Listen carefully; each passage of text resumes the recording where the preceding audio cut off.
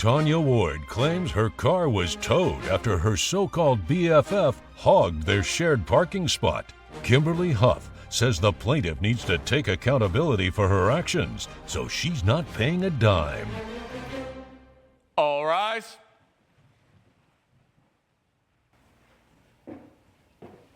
Court is now in session. The Honorable Judge Lauren Lake presiding. You may be seated. Good morning, Judge. Good morning. Good day, everyone. Hey, Judge. This is the case of Ward versus Huff. Ms. Ward, you are suing Ms. Huff for $3,700, which are fees you paid as a result of a car towing. I'm here to sue my so-called best friend forever, Ms. Kimberly Huff over here. I believe she owes me. She racked up $3,700 in fines and fees for me, and she had no right to do that. She's staying with me rent-free, and we've just been through this so many times. She needs to accept some responsibility. Just take me back quickly. Where was she parked? She was parked in my parking spot. So I had to park on the street, and I was the one that ended up waking up in the morning and my car's towed. So. All right. So Ms. Huff is still living with you? Not anymore, but she was at the time. And your apartment or condo complex had parking spaces? Yes, assigned parking. I work at night. She works in the daytime. She's a kindergarten teacher. I'm a desk manager in the evening. And we usually switch off with no problem. Communication tends to be fairly open, but Not you know, really. there are certain, well, excuse me. Go ahead.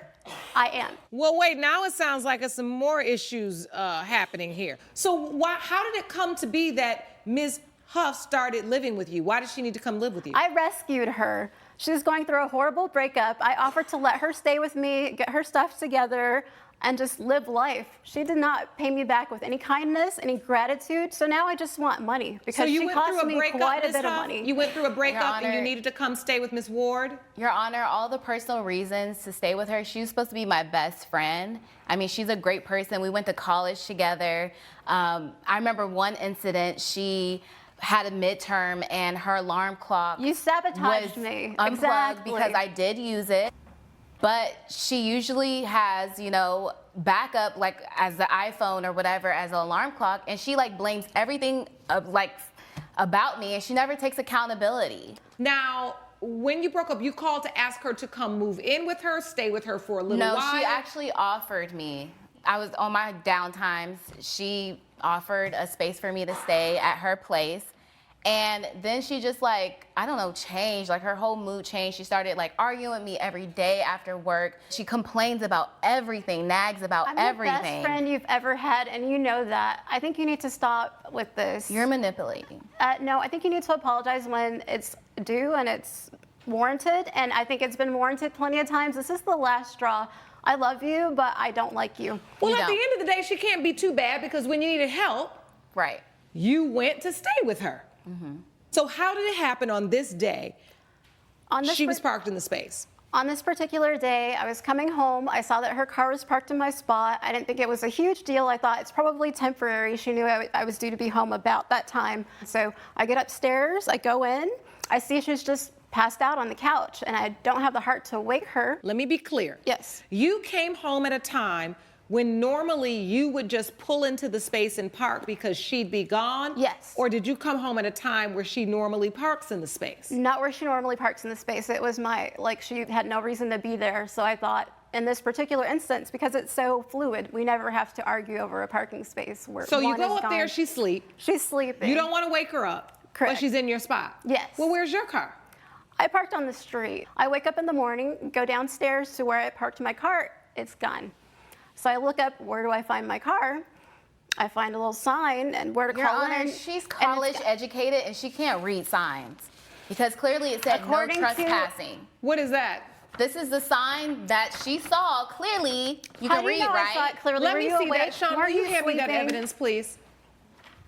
Were you not sleeping? Thank or were you. you You need to pretending? learn how were to you read. pretending? You're So college hold on, educated. Ms. Totally Huff, you're pretending. saying that you took a picture of the sign that was outside where Ms. Ward parked her car. Yes. And it clearly says no trespassing. Yeah, and she's trying to blame Assigned me for parking it. for tenants only, one vehicle per apartment allowed, and any vehicles parked outside of the designated areas will be Not towed. responsible. Visitors, I'm not- visitors I think that's you, Ms. Huff.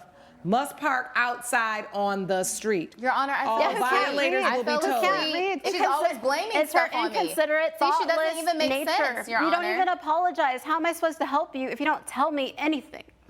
I'm Your your friend. communication You is live horrible. rent free for All a right, Ms. year. Ward, what does this have to do with a parking space? I don't know. Coming up, You're not really being honest and authentic about what you feel about the other person. Now, I don't know why. I know that she's been withholding information. always the I last have a straw with witness her. here who can attest Oh to my she's gosh. holding something back.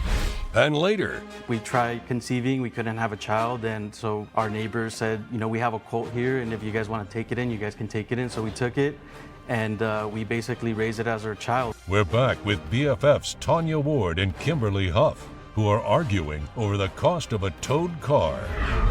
Obviously, both of you have some hidden resentments for one another. You are in a long-standing friendship, but you're not really being honest and authentic about what you feel about the other person. Now, I don't know why you waited to get to We the People to decide that you all want to talk about your relationship, but since we're here, let's indulge. I know that she's been withholding information. always the I last have straw a with witness her. here who can attest Oh to my she's gosh. holding something back. She has Please no reason. stand up. Who is your witness? Stand up, sir. Hello, Your Honor. I am Kevin. I'm a building security. On the particular night you're talking about, I saw Kim and an unknown male that I've never seen before, and I've been at this building for 5 years. I've never seen this guy. And Kim is Ms. Huff. Yes, Miss Huff. You saw Ms. Huff and a man you didn't recognize. Unknown man I've never seen before. They were in a heated argument. So as I proceeded to break the argument up, I told the guy he has to leave. And when he left, I see Miss Huff was she was scared.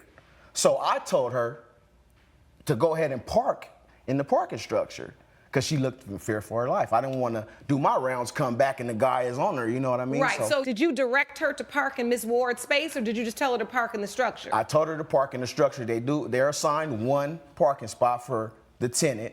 And you knew she was staying with Ms. Ward? Yes. And then after you parked in the parking space, Ms. Huff, you went upstairs? Yes. Yeah, it's an ex that I'm dealing with. Unfortunately, he's stalking me, and we were arguing, and I'm sorry for all of this, but that's just kind of how my life is right now. Does that explain to you then why she pulled in the spot? Because your witness, the witness you brought to court, says he's the one that told her to pull in the spot. All of this is told to me after the fact. I'm not sure why he's your witness, but He was present, and he knows that that's my spot. I live there. and She he had no told right her to be park there. He told her to park in a spot in the building. He did just not. It testified would that make he sense of told her to yours. pull in your spot. Did you say I that? told her to go ahead and park in the spot for her safety. I didn't necessarily say her spot, but I did say go ahead and park in the garage. So maybe this is on me. So you owe Ms. Ward $3,700? No. I just, Your Honor, pockets are empty, Your Honor. I don't have that, but I'm saying, I know I don't. you probably do, but I'm saying, I directed her to go ahead and park in the parking structure for her safety. So maybe you guys. But this whole night, I'm not informed of this, so I go to sleep thinking she just fell asleep. She's so tired, and she's working so hard. She's going to pay me back. I go to bed, everything's fine. I find this out later. I'm worried what could have happened to me or her. No one told me anything. I feel like Well, that this is the shouldn't go problem. This is the problem. The inconvenience of her being in your spot, I completely understand. But what I don't go do is then pull in an illegal spot and then act like somebody else owes me money. You can't do that. Then when you have the opportunity to come up and say, hey, Kimberly, wake up. You're in my parking spot and I need to park now. Why aren't you at work? You don't. You say, oh, I just don't have the heart to wake her up because she's sleeping. That's where this story turns into ridiculousness. Because if you really cared about being able to pull in your spot at that time and you really feared having to pay $3,700, you just wake her up and say, you got to move your car. For the record, it's my pattern and practice of parking in my assigned spot. I'm unfamiliar with what the street parking laws are. I was just coming home very weary as she was, probably. And I failed to see that sign. This is a given. This is valid. Exactly. And that's going to be a lesson to you. You decided, right? You decided unilaterally, I'm going to just pull my car over here and go up and see what's wrong with her. Once you saw she was asleep, you still left your car there. You didn't read the signs.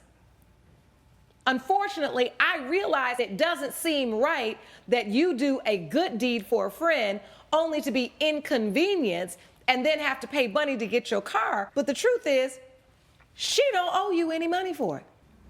It has been determined by this court the judgment is for the defendant. Court is adjourned. All rise.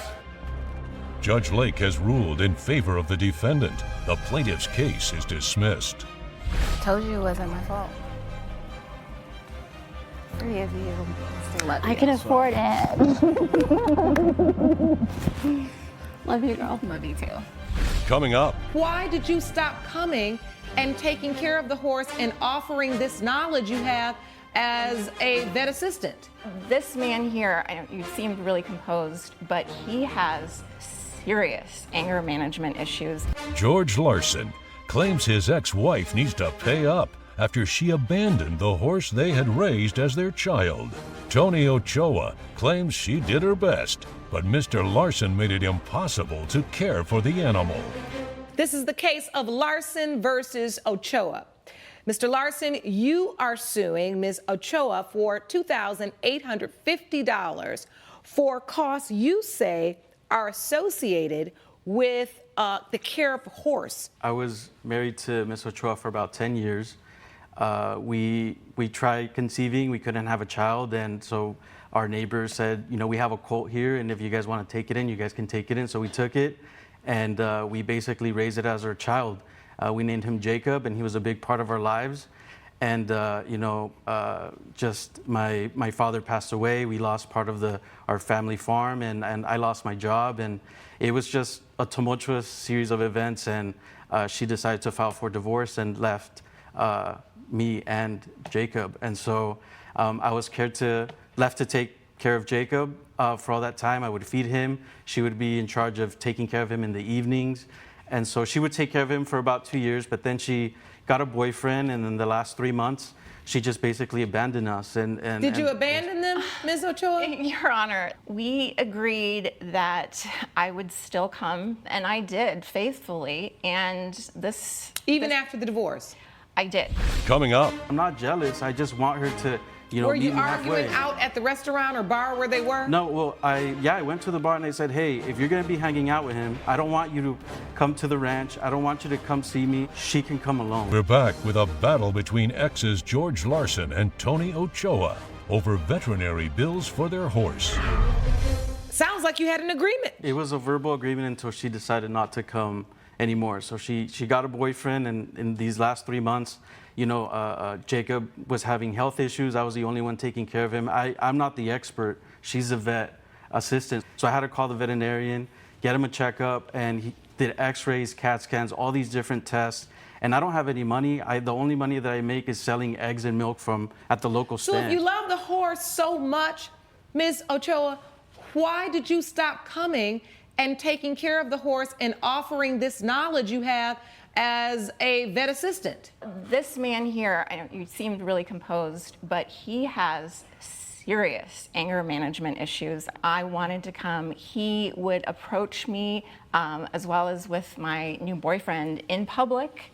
We were at a bar just recently, and you got in our faces threatening. He flat out. So the way he acted towards you and your new boyfriend made you feel unsafe. Absolutely. And you didn't want to come by and help take care of Jacob anymore. I wanted to come. You said that basically that I couldn't. I think what this is really about is I think you're maybe a little bit jealous. I'm not jealous. I just want her to, Were meet you me arguing halfway. out at the restaurant or bar where they were? No, well, I went to the bar and I said, hey, if you're going to be hanging out with him, I don't want you to come to the ranch. I don't want you to come see me. She can come alone. I said, you can come alone. But don't bring someone But don't else. bring someone else. Come take care of the horse. Jacob, it turns out that he had a ruptured heart vessel, and he passed away. Judge Lake's verdict when We the People returns. you have any evidence of these issues? Yeah, I have the medical bill right Please here. present them to the court. Thank you. Thank you. Thank you, Sean. This was all given to me in the last 3 months. When she stopped picking up the phone, she stopped coming over. So I just need her to meet me halfway. And so in a you're verbal not agreement. suing her for the entire month? No, definitely not. Yes. All right. So when you heard about Jacob, Ms. Ochoa, what did you hear? I was working a double shift the day that he passed. There was no way to get to my phone. When was the last time you had seen Jacob? Probably almost 2 months. So it had been 2 months. How long, Mr. Larson? It was 3 months. She just stopped showing up. You know, I basically said, you can come check the horse, and then she chose not to come. You were being threatening. The didn't number care of for times you have Jacob. called. I've heard sufficient testimony. This is it. You felt like you didn't want to go over there without your boyfriend because you were fearful. The one problem is that you all had an operating system, that you both took care of this horse. But you stopped taking care of the horse financially. That's not all right. It is clear to this court that you did have a financial obligation to help care for Jacob. I also feel like you had a moral duty to figure out if you didn't want to come there to render the care, then send one of your vet assistant friends or someone else there. It has been determined by this court, judgment for the plaintiff for $2,850. Court is adjourned. Judge Lake has ruled in favor of the plaintiff. The defendant owes $2,850. You left Jacob. I can't believe you did that. Like, we didn't have to come here. You didn't have to do all these different things, and it was just you left home, you left Jacob. How about leave me alone? Samir Rishinanda claims he dislocated his shoulder after he was thrown from the wedding horse he rented. Cash Darius claims the plaintiff kicked the animal, so he only has himself to blame. All rise. Court is now in session. The Honorable Judge Lauren Lake presiding. Please be seated. Good morning, Your Honor. Good morning. Thank you, Sean. Good day, everyone. Good day. This is the case of Nanda versus Darius. Mr. Nanda, you are suing Mr. Darius for $1,250. You say the wedding horse you rented from the defendant threw you off and caused your shoulder to disconnect. And Mr. Darius, you say that the plaintiff wore pointy shoes and injured your horse's side. Is that correct? Yes, that is Let's correct, start Your with you, Mr. Nanda. What happened? Your Honor, I fell in love 2 years ago with the girl of my dreams, and we've been planning a wedding for the past 6 months. As you know, with Indian weddings, we have a ceremony that happens outside, so it's like beautiful, grandiose. We're on a horse. So I rented a horse, beautiful white horse from Mr. Darius over here. I have never ridden a horse in my life. So he gave me the peace of mind knowing that he'll be there, he'll take care of the horse, he'll make sure I get on and off the horse and nothing will happen. And I get on the horse and I fall down on concrete, dislocate my shoulder, and basically— Before the wedding? Before the wedding ceremony, correct. So we're outside, we're all dancing. I have 150 guests on my side of the family. Everyone's having a good time, everyone's taking pictures, my photographer, everyone's smiling. It's the greatest day of my life that I've been waiting for about 2 years. And you fall? And I fall on concrete. In front of everybody? In front of everyone. And I dislocate my shoulder, and I literally had to almost go to the hospital, but luckily I had a doctor that's a groomsman, and him and a physical therapist just relocated my shoulder, took a lot of pain meds, and just continued with the ceremony. But do you have pictures of you on the horse? Absolutely. Actually, let me see those, please. Exhibit 1, if you want to pull it up. Yes. Thank you, Sean. That's me, the handsome guy on the beautiful white horse. And it's very typical for the groom to arrive on a horse or an elephant as the bride is awaiting the groom's arrival. So this is a traditional ceremony, and it's a very joyous— This is before you fell, or this is after they put you back together again? This is before I fell. After, I didn't want to deal with the horse at all. All right. So, Mr. Darius, what's your response? I would say that to the best of my ability, I instructed Mr. Nanda on how to treat my horse, how to ride my horse, and he acted with negligence and disregard and disrespect to both me and my horse. What are those instructions that you customarily give, and are they written? They are not written. I do it. When we first meet the guest, I say, greet the horse. You know, make sure the horse feels comfortable with you. Let him smell you. Pet the horse because. Did you bring your contract with you? I did bring my contract. I'd like to see that, please. Yes. So, Judge, I also want to add, when the horse came, the horse's head turned the other way, and then he told me that I should start communicating with the horse, talk to the horse. To get the horse comfortable with you. I don't talk to horses. Well, Like, when you meet animals. strangers for the first time, what do? Do you just walk up to them, or do you shake their hand first and greet them? I'm sorry, I'm not about to shake the leg of a horse. Well, you assured me that it's Let's okay. get some order. I'm looking over the contract. So I see a clause here that says limitations in use of the horse. You're the only person that should ride. Correct. Don't relocate the horse. Correct. Don't poke the horse. Which use he did. He Flash poked the photography. And all guests must be at least 3 feet away from the horse. And use all the customary practices for care. So you're claiming, Mr. Darius, that Mr. Nanda poked the horse somehow? Yes, with shoes. You can see in that photo, there's shoes similar to these. Obviously, I don't have his shoes because these shoes are pointy, and they injured my horse. My horse on his ribs, on Prince's ribs. The skin's broken, there's bleeding, and there's bruising. And so where are the shoes? This is the picture of the shoes you had on. That is my shoe. That's me. What's on this shoe? So the red shoe. It's just a decorated cloth material, very soft. Sean, let me see the shoes that Mr. Darius brought to court. Here you are, Your Honor. Thank you. Coming up. Why do you think the horse got irritated, Mr. Nanda? So I don't communicate with animals. My friends are humans, and he assured me that he would take care of everything, make sure everything is safe. This is the biggest day of my life. You signed a contract. And later. What is the agreement? Well, there was there's no set time. So I spoke with her. I get it. We're back with a dispute between Samir Rishi Nanda and Cash Darius, who are blaming each other after a fall from a horse. So, Mr. Darius, I want to understand, how are you saying that the tip of this shoe injured the horse? So can I explain the process of riding the horse for the ceremony? Sure. Okay, so I instruct the client how to mount the horse. You mount the horse on the left side. This is a practice throughout all the horse. Every single person who rides a horse always mounts on the left side. Everyone does this, so I'm not giving him a hard time. But he did not want to mount the horse on the left side initially. Photographer wanted to take pictures with him mounting on the right side. I said, no, the horse is going to be uncomfortable. So, Your Honor, I'm on a beautiful horse, and a photographer's there. So I have my Indian garment on along with the shoes. So I take my shoes out of the stirrups. I don't do anything to the horse. And as soon as I tried to put my feet in the stirrups, started walking maybe a couple steps, the horse's 2 legs went up. And then I fell. And luckily I didn't hit my head on concrete. Unless you were... So as you took your feet out to take a picture. I took my shoes off to take a few pictures, correct. All right, because you didn't want your feet in the stirrups for the pictures. Right, the photographer wanted like my whole outfit with the shoes, because the stirrups were covering up my shoes. So I tried to put my feet in the stirrups, and he was gone. He was 150 feet away. So I thought he would be by my side. And help you, but you were just kicking Prince. I wasn't kicking ribs. Prince. Yes. How do you explain the skin, the bleeding, the bruising? So what is the skin and what happened? Do you have evidence of that, I have Mr. a Darius? picture evidence. And this is the first time I'm hearing about the horse being injured as well, Your Honor.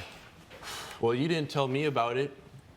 How do you account that these cloth shoes caused this kind of damage, Mr. Darius? Because he was kicking. He did not care about the horse. He cared about looking good for his wife. Because he couldn't get the stirrups in? Yes, that is Now, correct. you watched all this. And I was trying to come in and get him and help him, but he was kicking. And then Prince did rear up as he mentioned, and then Prince was overwhelmed and just ran off, which caused you to fall, I'm assuming. Well, I fell on concrete, and thank God. Why do you think the horse got irritated, Mr. Nanda? So I don't communicate with animals. My friends are humans, and he assured me that he would take care of everything, make sure everything is safe. This is the biggest day of my life. You signed a contract to follow the terms I gave you for treating the horse, and you mistreated my horse the entire day. My wife is crying in the temple. Disrespecting me and my horse. Why do you say he was disrespecting you and your horse an entire day? He said he rode a little ways, got thrown off the horse, got his shoulder dislocated, which he's presented this evidence here of the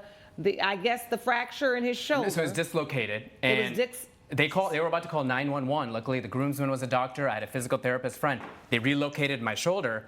I dealt with the pain the entire day. Do you remember in the contract when the contract said, does it say keep your feet in the stirrups? You're supposed to follow the instructions that I give you. I'm looking at that, but I don't see it in the instructions. I've been to many Indian weddings in the past, and the groom is always taking pictures with the horse. And really, it's you and the horse for about 10 minutes. So within 10 minutes, my life flashed before my eyes. Was the photographer taking pictures with a flash or no? It was the daytime, so no, right? I'm assuming not, because the sun was glaring. And I don't see anywhere in this contract where it says you have to keep your feet inside the stirrups, Mr. Darius. It's implied. Implied where? I give verbal instructions, and he's supposed to follow Did he give those you verbal instructions to keep your feet in the stirrups? No, he told me he was going to be by my side to make sure I get on and off. I mean, the first time I tried to get on, the horse wouldn't let me on and circled around. Then the second time, he helped me get on properly, and that's when all this mess occurred. And so this $1,250 that you're suing for. So after that incident happened, after I nearly broke my shoulder, he asked me if I want to get back on the horse. I said, absolutely not. Thank you. I just want to continue. I want to marry my wife, the girl of my dreams, make sure everybody's having a good time. So I'm suing for the horse rental, the x-ray for my shoulder, as well as 8 physical therapy sessions. And that came to $1,250? That is true, and it's actually, I have the invoice for... I'd like to see your evidence, please. I have the invoice for the horse rental as well as the medical. The horse rental was $550? Correct. And my x-ray was x-ray plus PT. All right. There's some problems with this case. First problem is, Mr. Darius, the instructions that you need in your contract, you're choosing to give verbally, and that's not okay. You need to have written in your contract that your feet have to remain in the stirrups at all times as to not in any way disturb or scare the horse. But at the same time, I do feel like you saying keep your feet in the stirrups is something that a reasonable horse owner would be saying to a patron who was riding the horse. Especially an inexperienced I believe you said it verbally. I do believe that. And so it's the determination of this court that you all are both to blame in this situation. It is for this reason I'm going to split the difference between the both of you. Judgment for the plaintiff for $625. Court is adjourned. All rise. Judge Lake has ruled in favor of the plaintiff. The defendant owes $625. You really need to make sure this doesn't happen again. That's not going to happen again. Could have hit my head. Could have gone to the hospital. I'm not renting out a horse to you ever again. Yeah, I don't plan on getting married ever again. Coming up. Mom, I really want you to take care of Junior. I saw the way you take care of all the kids for 32 years. And more importantly, did you ask her, did she feel like it? At the moment, when we talked about it, she did. Alicia Ramirez claims she's always babysitting her grandson, and her son needs to stop taking advantage of her time. Nathaniel Ramirez claims his mom should be happy spending so much time with his son. This is the case of Ramirez versus Ramirez. Ms. Ramirez, you're here suing your son for a little over $1,200 for babysitting fees. Yes, Your Honor. I am here, unfortunately, suing my son. Suing him simply because he has taken advantage of my being retired, what he thinks I should be available 24/7. How many grandkids do you have? It's one child. However, Your Honor, I had a daycare center for 32 years. Just because I did that for a living, that doesn't mean I'm going to be a babysitter for the rest of my life. Why do you feel it's your mom's responsibility, or do you feel like you had some type of agreement? Tell the court. To be honest, Your Honor, I thought me and my mom, since she being my mom and she being the grandmother of my son, that we had a mutual agreement, unspoken mutual agreement that she was going to take care of my son. She shouldn't be bothered by taking care of her own grandson, so whether it gets paid or not. You think this is just built into the role of grandmother, is that they're supposed to take care of the kid? What did you say to her explicitly about, what's your child's name? Well, it's Nathaniel Jr. So, okay, so Yeah. Nathaniel Jr. Mom, I really want you to take care of Junior. I saw the way you take care of all the kids for 32 years. And more importantly, did you ask her, did she feel like it? At the moment, when we talked about it, she did. Coming up, He has taken advantage of me. That's not true, Your Honor. I'm sorry, but I have to cut you off. we're back with the case of Felicia Ramirez, who brought her son Nathaniel Ramirez to court over babysitting fees. Did he ask you, Ms. Ramirez? I take offense at the fact that he said unspoken. My time is money. I am bringing my son to court because he has taken advantage of me. That's not true, Your Honor. I'm sorry, but I have to cut you off. Your Honor, I do have text messages where at 7:18 p.m. he texts me and says, give me another 2 hours. That puts him at my home at 9:30, 10 o'clock. Sean, let me have those text messages, please. So you're saying... By 9:30, my grandson should be asleep. So you've got his text bed. messages here that say, you're texting him. How far away are you? Correct. Because you're ready for your grandbaby to go home. I'm ready to probably, yes. And he says, oh, Mom, I just got a couple of walk-ins. Give me another 2 hours, please. Love you. You say, all right, please let me know ahead of time when you're running late. Thanks, Mom, will do. Promise you can't predict the walk-ins, though. Love you, too. What I'm not understanding, and no one has said to me yet, is what this agreement was. Wait, what is the agreement? Well, there was never a certain amount of hours that I gave my And mom that's where to the take care abuse of, comes in. and there's no set time. So I spoke with her. I get it. before. However, you're basically testifying on behalf of your mother right now because you're telling me there's really no agreement. I drop the baby off whenever I want. I pick the baby up whenever I want. What is the did you agree to compensate your mother for anything?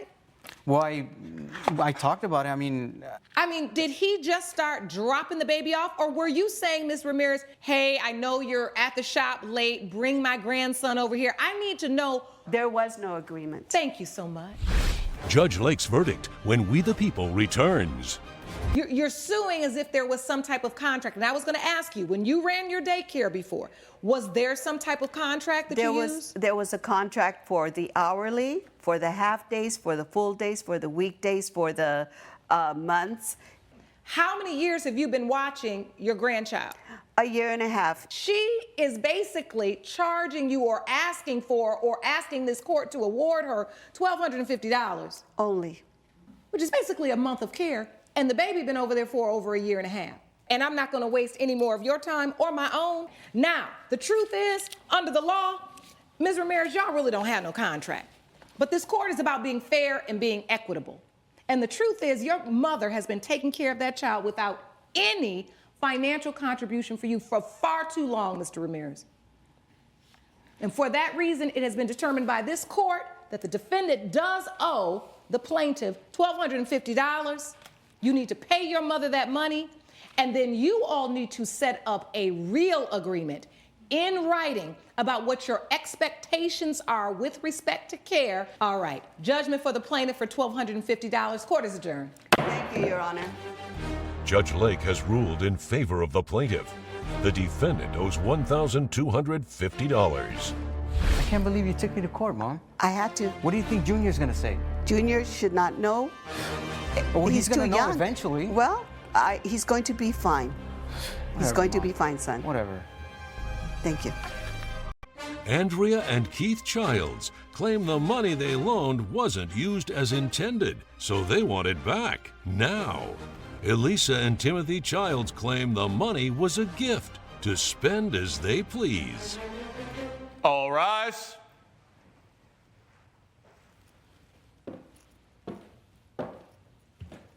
Court is now in session. The Honorable Judge Lauren Lake now presiding.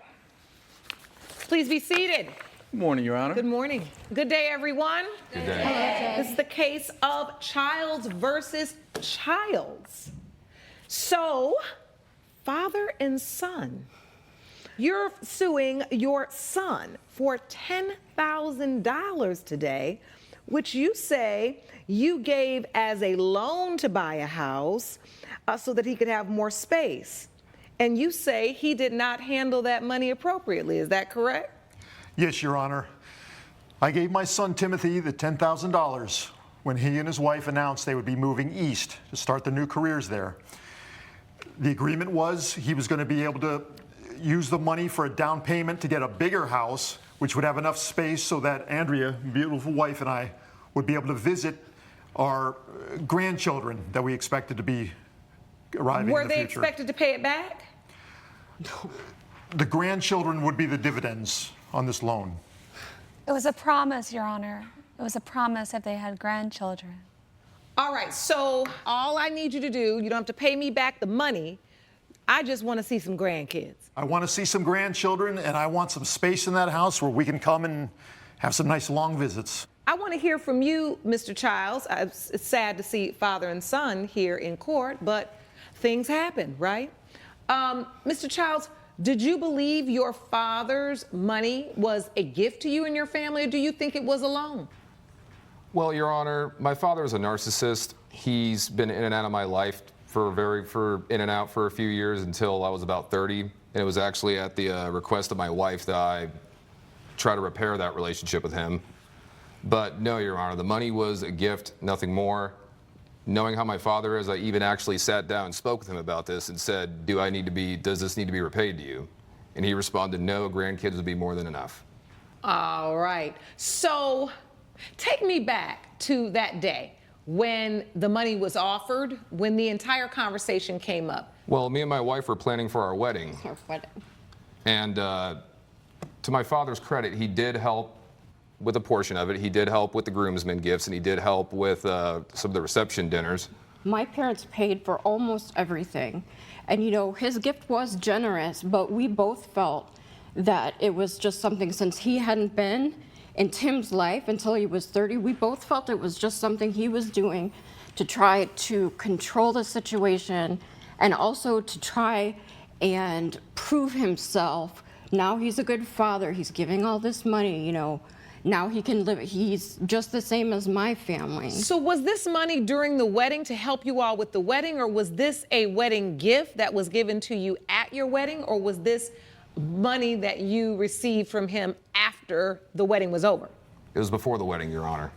Ah.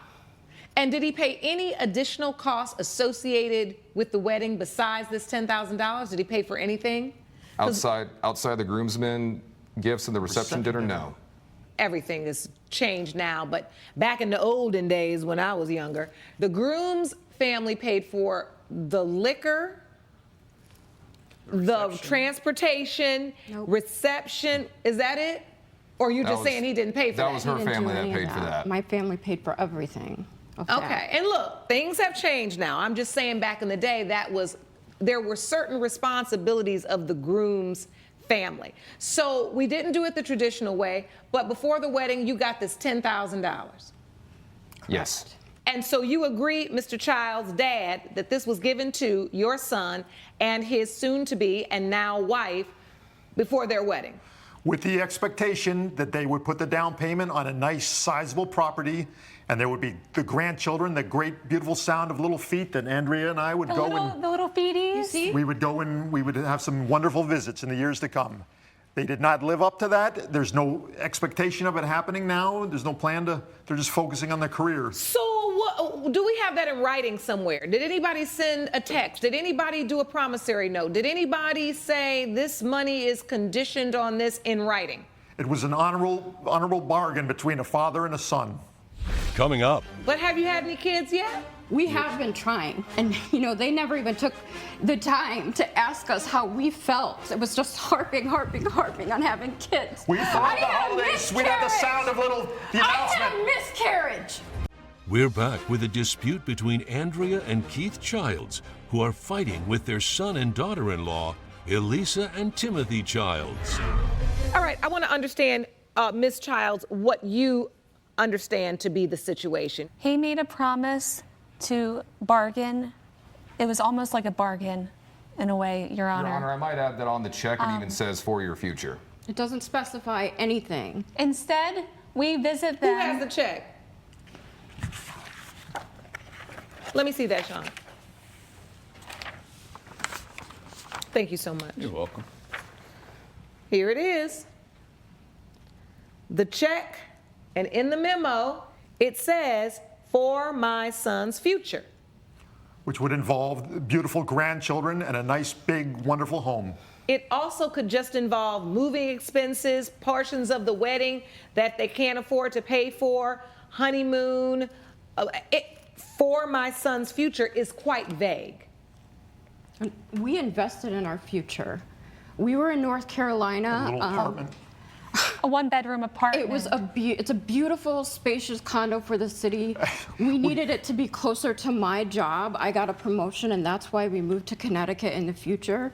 We were thinking of them the whole time. You know, it's a large apartment. It's a one-bedroom, but it does have a little, sort of nook. There's an area that's separate that we could use for guests. An uncomfortable roll-out couch. Oh, so not even a real bedroom, just like a little office space area. So, Dad, you're big mad about this. What do you feel like? They cut you out of their life? You wanted that $10,000 to help them to have a house that was large enough where you could come and visit? Because you're real mad about this. And spend time with those grandchildren that I wanted to see. But have you had any kids yet? No, Your Honor. There's no plans for having those kids. They don't know that. We have been trying. And, they never even took the time to ask us how we felt. Or it was just harping on having kids. We throughout the holidays, we had the sound of the announcement. I had a miscarriage. You didn't care at that visit. You didn't care at the holidays. You didn't even ask why. You didn't tell us. We thought you just put on a lot of weight. You didn't notice our attitudes. I thought you just gained some weight and you were just Which waiting. is none of your business either way. None of their business. I had a miscarriage and all they did was demand, when would I have kids? So right now, while this court is in session, this is the first time you've ever shared the news. Yes, Your Honor. This is the first time we discussed this. In-laws.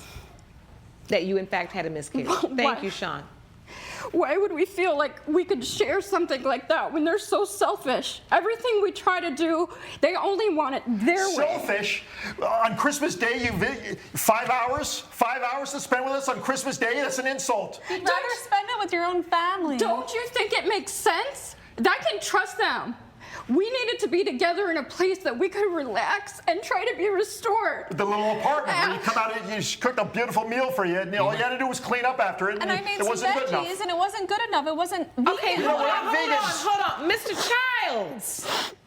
Hold on now. Now, your daughter-in-law just said she suffered a miscarriage. Your son.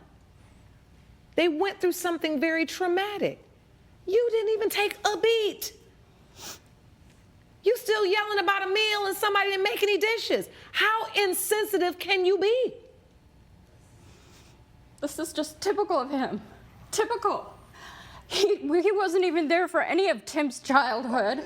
And he let his relationship with Tim's mother get in the way of him seeing Tim. So the visits petered off, and then there was nothing. Well, his mother didn't want me around because she was blaming me for his psychological problems, so I didn't come around. He should put that aside. This is his son. Hold on. Now I see what's really going on.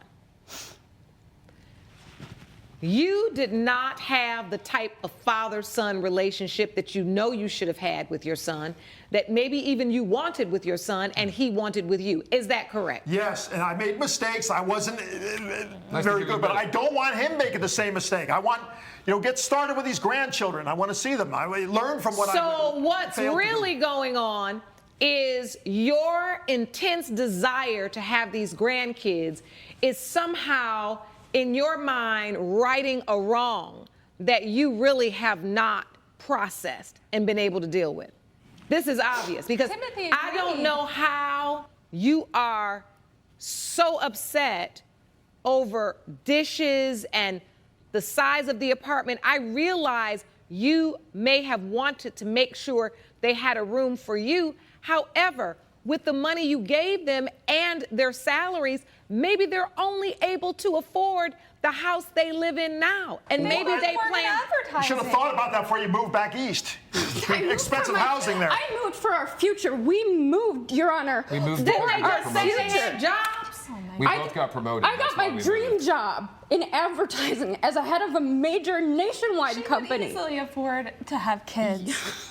Again, did you not hear me say? Miss Childs, are you here with us today? Yes. I don't agree Did you with hear this. the testimony? Yes, Your Honor. They've been trying. Coming up. Why would they move into a one-bedroom apartment, Your Honor, instead of a house? Why are you talking like a robot when people are talking about real issues? We're back with a dispute between Andrea and Keith Childs, who are fighting with their son and daughter-in-law, Elisa and Timothy Childs.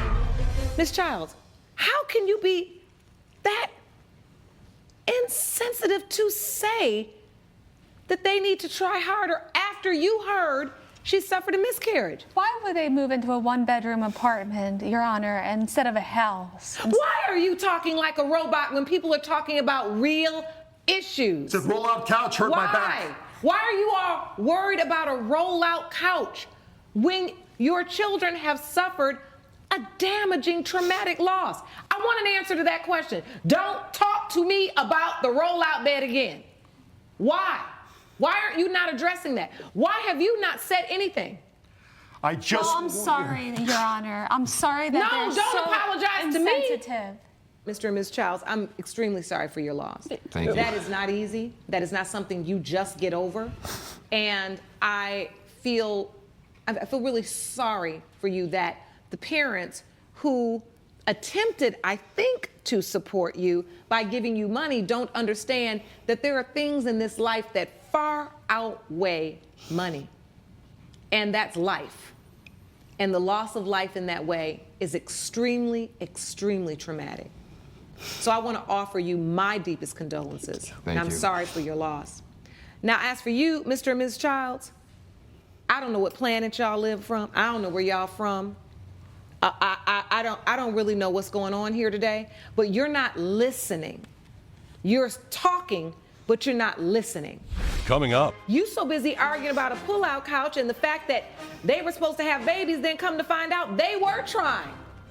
I said, I'm done talking to you. I'm done talking to you. We're back with a dispute between Andrea and Keith Childs, who are fighting with their son and daughter-in-law, Elisa and Timothy Childs.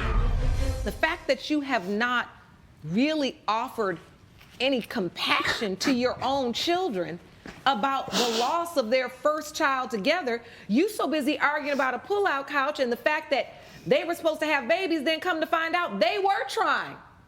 I said, I'm done talking to you. I'm done talking to you. I'm done. Miss Childs, order. Miss Childs, you got one more time to talk, and I'm going to have Sean escort you out. You have not offered one bit of time. We had no idea. Sean, escort her out. I'm tired of hearing your mouth. Okay, Your Honor. I'm fine with that. I'm glad you are, since I run this courtroom. Goodbye. Now I have another apology. I'm sorry that you do not have the parental support that you should really have at this time. It's really hard. So, Mr. Childs, at the end of the day, when you offered up the money to the kids, you offered it up. The court can look at the period of time when you did it, before the wedding. The memo that you put on the check was for their future. There was no specific deal, no specific bargain. It was to set you up for your future. You also wanted grandkids and a place where you also could come relax. Maybe at that time they couldn't afford a place that you could come relax in, but maybe they were building to that and wanted to first focus on those grandchildren that you wanted. But they tried, and unfortunately, at this point in time, we're not able to.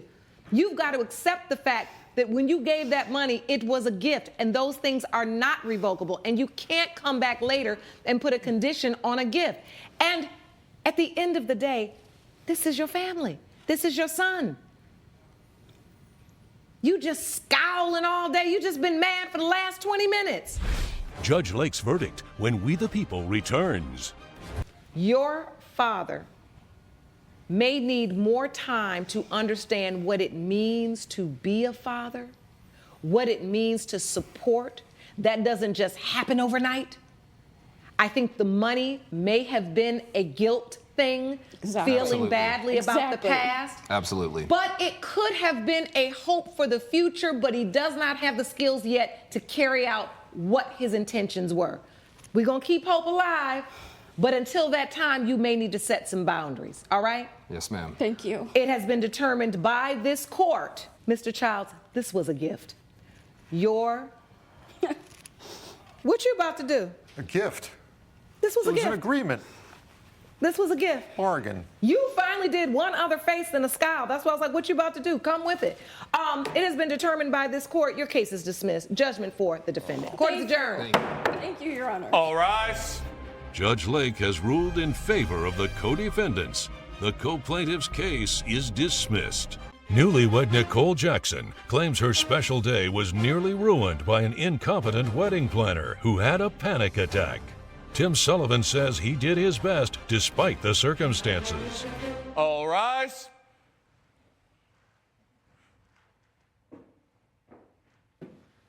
Court is now in session. The Honorable Judge Lauren Lake presiding. Please be seated. Good morning, Your Honor. Good morning. Thank you, Sean. Good day, everyone. Good day.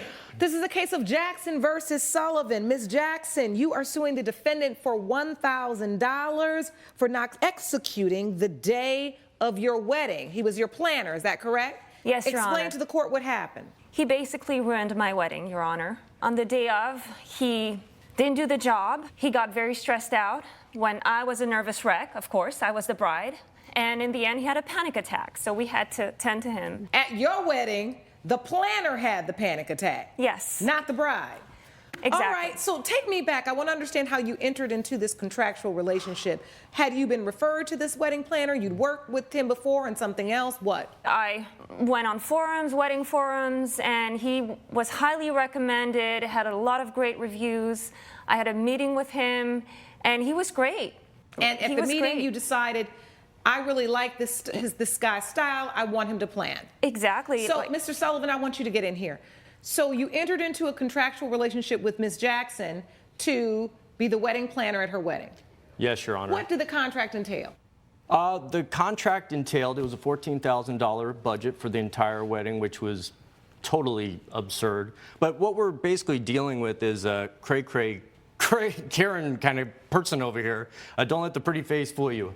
I believe she's a master manipulator. It was a $2,000 payment to my company. All right, so for $2,000, when guests arrived at the reception, yes, you were then supposed to handle everything. It was way too about much. The wedding. Yes, way too much. Every detail. Every detail. She had me doing multiple things. Then her friend Jessica got involved, who I didn't even know was coming to the wedding, and then she wanted Jessica to step in and basically take my role.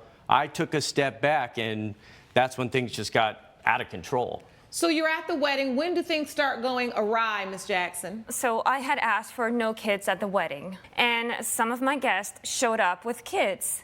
And Mr. Tim here, he just asked them to leave.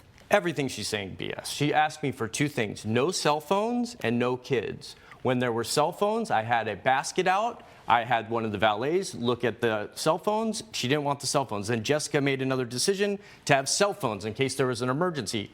While she says I was having a panic attack, I was actually stepping back, making a call so I could get more tables and chairs because there was all these guests coming. And the guests that were coming with the kids, I, yes, escorted them off of the premises. And so instead of, you didn't take a minute to say to the bride, some of your guests are bringing kids, would you like them to stay? I absolutely did. Do you remember him asking you whether or not you wanted the guests that brought kids to stay? No, he didn't ask me. He was like, there are people with kids. I'll tell them to leave. I'll tell them. And I was like, no, I didn't want to have to deal with the situation. I was a nervous wreck. So you don't remember him asking you that? No. All right. Did either of you bring a copy of the contract? Yes, we did. I'd like to see that, please. It's right here. Thank you, sir. Thank you, Sean. I don't see anywhere on this contract where it says no children and no cell phones. That was discussed, Your Honor, that was discussed prior, because I'm talking massive text late at night. I mean, my wife was actually getting very, thinking there was something going on, like, is this woman hitting on me or what? That's These are new. 11:30, 12:30, 1 a.m., so she had all these little details. So this is the night before the wedding. She said no kids, no cell phones. No. We talked about it. I have it on my cell phone, yes. But why is it that important details about what you wanted at your wedding were not inside of the contract. Why wouldn't you demand that that was in the contract, Ms. Jackson? I don't know. I am not a wedding planner, so I trusted him to know everything that needed to be on that contract. Mr. Sullivan, why didn't you put it in the contract? You are an experienced wedding planner. This was all discussed via text. Coming up. He started breathing very heavily, and then we thought he was having a heart attack. Instead of it being my moment where I was going to walk down the aisle, he stole all the attention from me. And later. If he would have called me when this happened. But hold on, Mr. Jefferson, he's saying that he called your maintenance person. They are supposed to call them, but he calls me. He's called me several times. Hold on. But he never called me about this. We're back with a dispute between bride Nicole Jackson and wedding planner Tim Sullivan over a disastrous wedding day. Where are the text messages? I believe we have them printed out, or maybe I did not bring them today, but I do have an email that I sent to her. I'd like to see that. Email. This woman's constantly changing her mind. Well, it was my right to change my mind on my wedding day. Your marriage is not going to last. Your husband. The bride is always right. There's one person crazier, it was my and wedding it's your day. husband. Okay, let's get some order. This email says, "Good morning, Miss Jackson. You were a beautiful bride, and we did it. You got down that aisle. It was a blessing. I couldn't have done it without your friend Jessica. She was an absolute lifesaver. Please send her my gratitude. From Tim." Correct. So you said you were stressed because she was relying on her friend, but you sent her an email saying you're so happy that her friend stepped in? Her friend definitely helped, but her friend's just as crazy. She did not save the day. She overstepped the boundaries and was taking on too much stuff. You were freaking out, and she was calm and collected. I was calm as a cucumber, and, she really and everything was perfect. This. No. Without her, it would have been a disaster. This woman changes so everything. Let's get some order. Let me read the email. So you then respond back, Miss Jackson. Thank you for the kind message. You're absolutely correct. Jessica would be a great wedding planner, but she was invited to be a guest at the wedding and not work. And since you admitted that you couldn't do it without her, I believe she deserves half of the $2,000 I paid to you. Your panic attack also put a damper on my day and is another example of your inability to properly execute the day of the wedding events as planned. I want to know about this panic attack, Ms. Jackson. What actually happened to Mr. Sullivan? What did he start doing? Well, it was right when I was about to walk down the aisle, and I said something about the flowers, and he said, but there are enough flowers, and then he started breathing very heavily, and then we thought he was having a heart attack. And so, instead of it being my moment, where I was going to walk down the aisle, he, stole all the attention from me. Okay, so in your big moment, you're still very upset about this, because in your big moment as a bride that you had waited for, when you asked him a question about why something was missing, he basically panicked. Yes. So instead of me walking down the aisle, it was people tending to him because he was having his panic attack.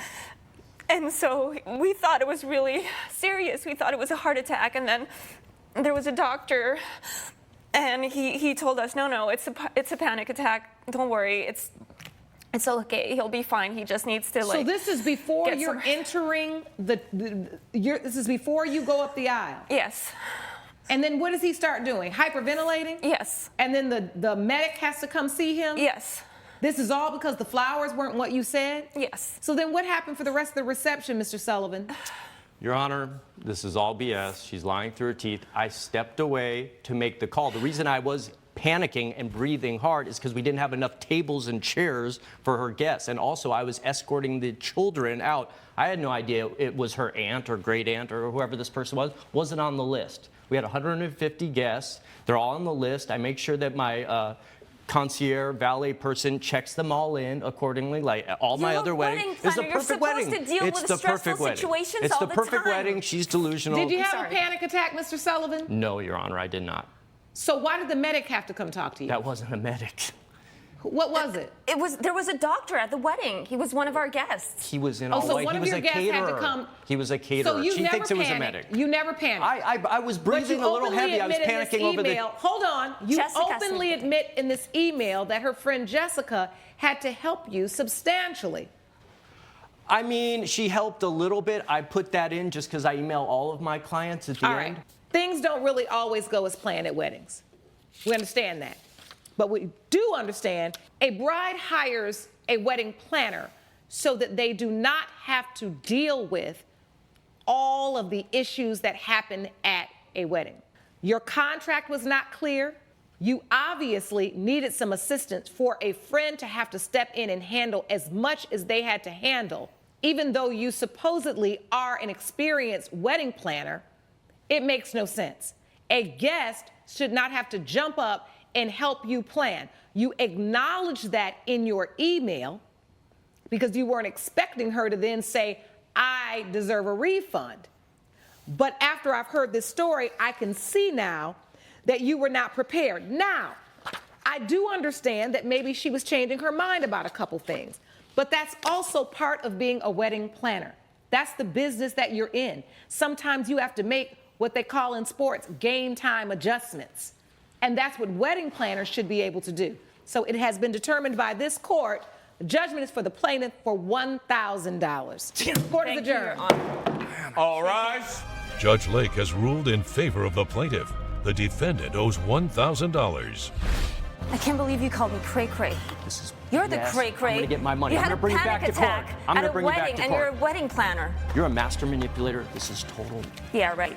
You may exit the courtroom now. Coming up, How do you think, Mr. Jefferson, this tub got rusted? Either two ways. Tie-dyeing, you're doing different stuff. Lord, he got you him in can there do- tie-dyeing. When's the Exactly. last time you tie-dyed something? Parker Langford claims his former landlord is holding his security deposit hostage. Stephen Jefferson maintains there was significant damage to the bathtub. Good day, everyone. Good day. This is the case of Langford versus Jefferson. Mr. Langford, you are suing Mr. Jefferson for $2,000. You claim the defendant failed to return your security deposit after you moved out. There was a little bit of a rocky start at the beginning. Rocky? That's beside the point. All right. Mostly smooth sailing living there, and except it was a little hard to get him on the phone. Let's get to the issue, which is why you claim Mr. Langford, Mr. Jefferson, refused to return your security deposit. Yes, Your Honor. Usually the reason why you don't get your security deposit back is because there's damage. Yes. What was the damage? The damage was done to the tub. There was a rust stain, and the reason for the rust stain was a water shutoff that I was not given any type of notice about. I wasn't aware of it until I came home from work. So tell me what happened when you see this water damage. I immediately contact. There was a maintenance man that I was in contact with. Mhm. At this point, communication with him, I kind of wanted to cut off as much as I could. All right, so I'm looking at some pictures now you submitted. This is rusty water coming out of your faucet. Yes, Your in Honor. the sink. Yes. And then also, rusty water in the tub. So you saw this happening and you immediately called maintenance. Yes. And what did they tell you? He helped me clean it, and this was actually what it looked like after. If he would have called me when this happened, like he calls me on everything else, But hold on, Mr. Jefferson, he's saying that he called your maintenance person. they are supposed to call them, but he calls me. He's called me No, several no. times. Hold on. But he You never ju- called me about Hold on. this. Coming up, What could Mr. I Langford think have he done? did something in there either two ways. Tie-dyeing, you're doing different stuff. Lord, he got you him in can there do- tie-dyeing. When's the Exactly. last time you tie-dyed something? You Mr. know? Jefferson, that was so 80s of you to Well, say it that. is. But Actually, we're back with the case of Parker Langford, who is fighting with his former landlord, Stephen Jefferson, over a security deposit. Mr. Langford, did you testify that when you saw the rust coming out of the sink and out of the faucet on the tub, that you called maintenance, or did you call Mr. Jefferson? I called maintenance and I emailed Mr. Jefferson. I want to know from you, did your maintenance man ever say to you, I went to fix apartment number, blah, blah, blah, no, there's a rust issue? I never got an email or a text or a phone call from my maintenance man You about had this problem. no idea? No idea So- until I did a walkthrough. So when you did the walkthrough, When I did a walkthrough. when did you walk through? Did you walk through before he left the apartment? No, I walked through after he left the apartment because I have a lot of apartments that I'm dealing with. Okay. I've been an owner and a manager for 20-something years Okay. of two different complexes. Exactly. Okay, so you've got multiple complexes. Yes. You don't always do the walkthrough before No, a person I don't. leaves. And I Which- actually I sent him an email stating that that was going to be the case, okay? Stating that I wouldn't be able to do the walkthrough right away. And when I did walk through and I saw the rust stains in the tub, I said to myself, okay, well, I can't, he's not going to get his deposit back. So I actually sent him an email stating that. Did any other tenants have problems with rust? No. Any other tenant? No one ever complained. No other tenants. No, and those water in a complex, the water is all the pipes are connected, okay, except for the hot water. So all the what I pipes want are to understand connected. is Nobody had a complaint. How do you think, Mr. Jefferson, this tub got rusted? What could Mr. Langford I think have he done? did something in there either two ways. Tie-dyeing, you're doing different stuff. Lord, he got him in there tie-dyeing. When's the Exactly. last time you tie-dyed something? You Mr. know? Jefferson, that was so 80s of you to Well, say it that. is, But, actually. Judge Lake's verdict when We the People returns.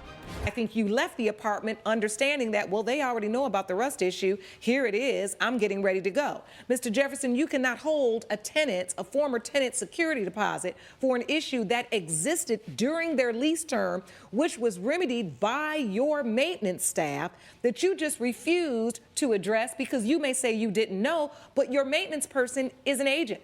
They work with you at your complex. They have the obligation to inform you of these repairs so you can fix them. It is for that reason. The judgment is for the plaintiff. Do you understand?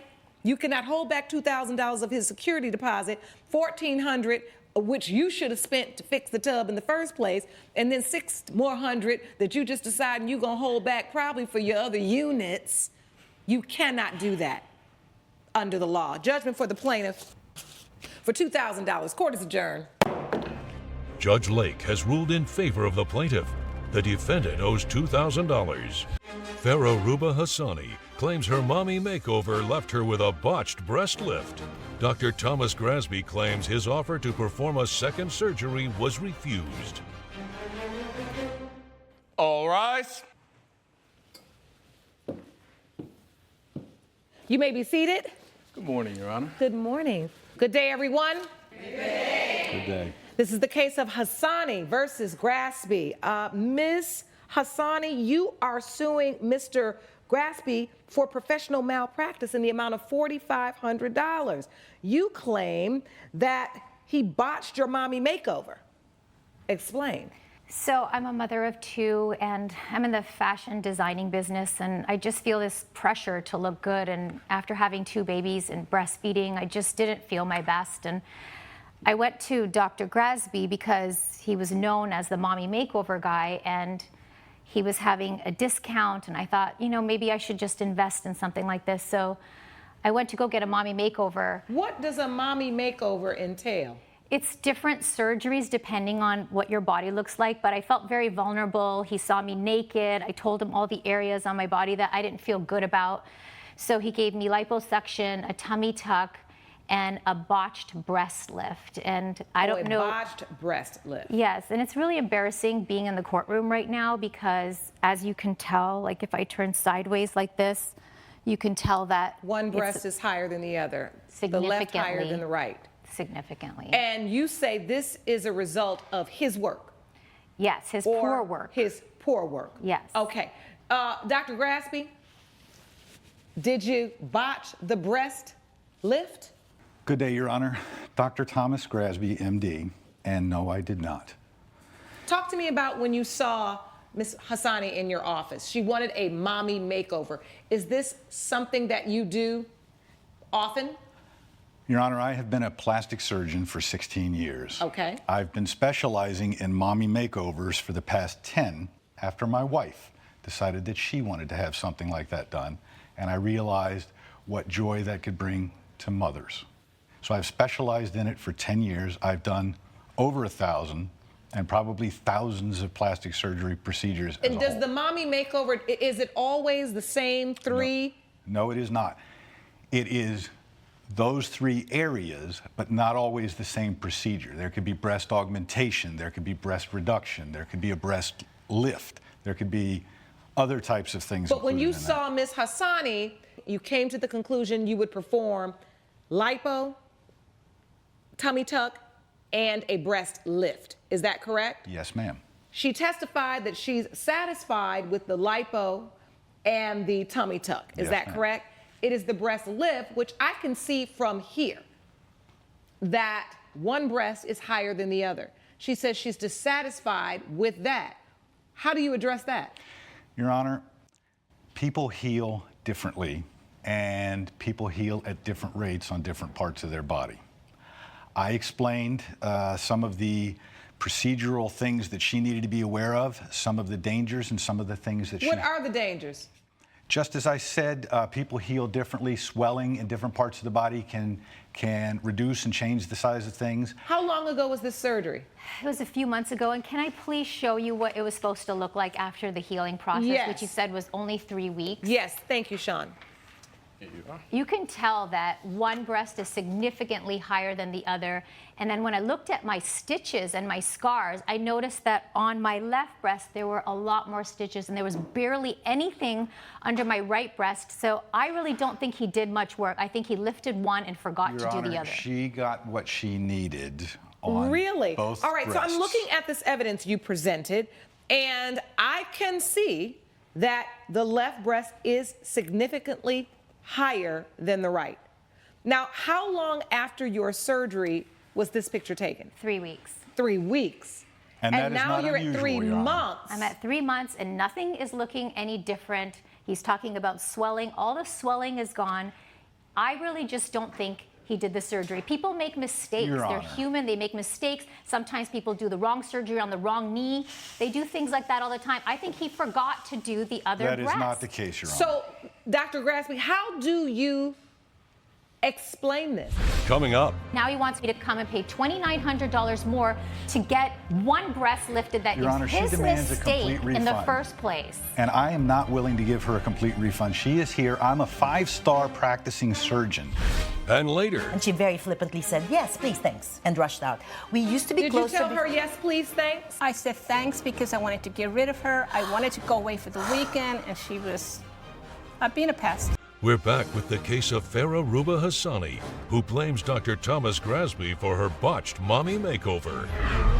Why would you think that she would be satisfied with one breast sitting higher than the other when the whole point of her coming to you is to have you restructure it so she felt more confident? Your Honor, it is not usual, but it is not unheard of for a patient to need an adjustment after the swelling and everything has gone down. Sometimes a patient will need to come back for a slight So did you tell her she adjustment. needed to come back for additional work? I did tell her that she had the option to come back and that He wanted to charge me again. He wanted to charge me $2,900 No, Your Honor. after I already spent No, Your Honor. $4,500. No, Your Honor. He wanted to charge me So it was $2,900 $4,500 for the breast for the lift mommy, alone? the mommy No, makeover. ma'am. For the whole mommy Yes. makeover? And now he wants me to come and pay $2,900 more to get one breast lifted that Your is Honor, she his demands a mistake complete in the refund. first place. And I am not willing to give her a complete refund. She is here. I'm a 5-star practicing surgeon, well respected. Yes.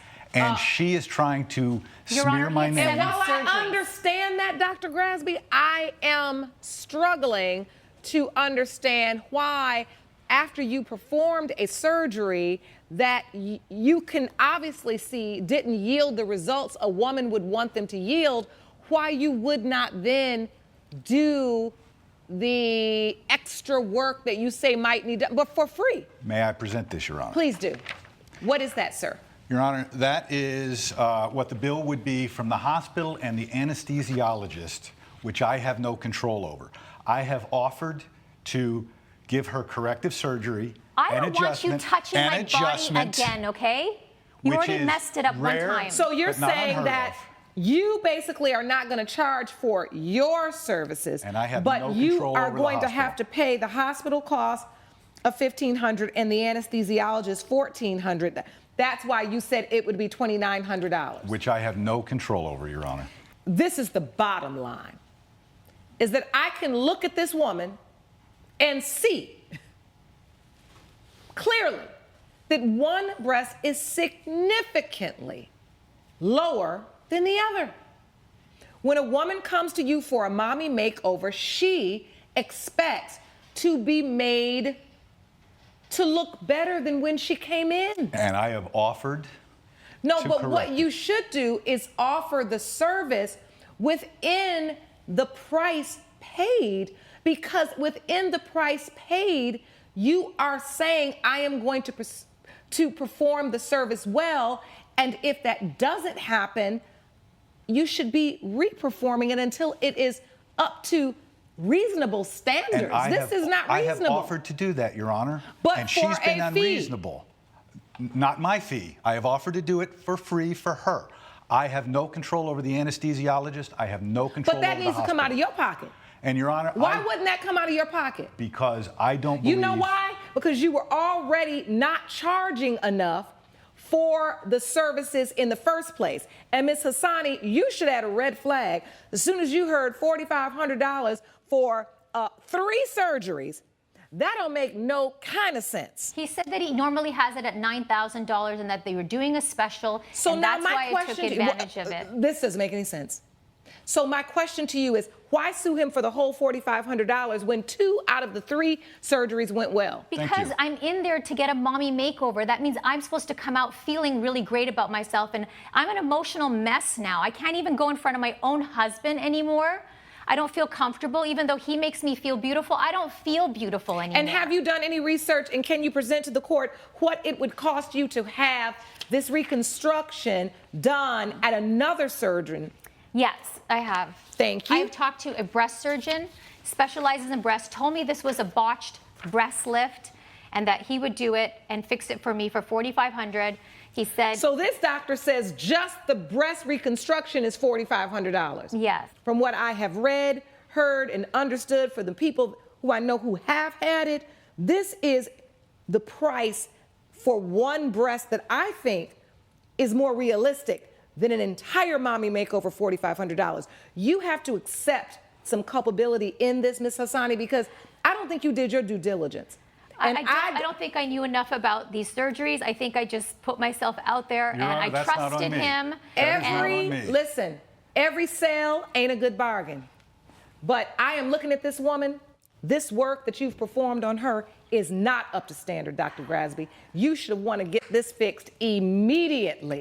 You should have not even want her running around town talking about Dr. Grasby did my mommy makeover. Your Honor, I had to So have her... looking at what I can witness here, this is the best evidence that you could ever offer. That's not done right. And for this reason, judgment for the plaintiff for $4,500. Court is adjourned. Judge Lake has ruled in favor of the plaintiff. The defendant owes $4,500.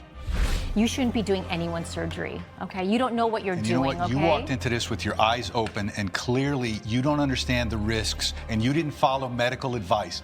I told you what needed to be done. Look at I me. told you I was I willing look to do it, ridiculous, and you okay? have walked away. Coming up. Do you often go on other people's property in the neighborhood if you see something suspicious? Yes, only if it's merited.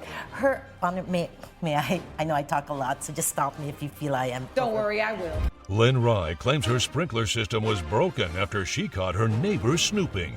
Martha Loken says she was concerned there was a possible intruder at Ms. Rye's house. Good day, everyone. Good day. Ms. Rye, you're coming to court today because you claim that the defendant, Ms. Loken, should pay you $2,000 in property damage. You claim that the defendant broke your sprinkling system when she was snooping around your house. Is that correct? Yes, it is. Explain. We've been neighbors for about 10 years. Miss Loken has a habit of snooping around people's property, and I went for the weekend, and when I came back, she was in the backyard, and I went out there to confront her, and she claims She slipped, but she stepped on a sprinkler.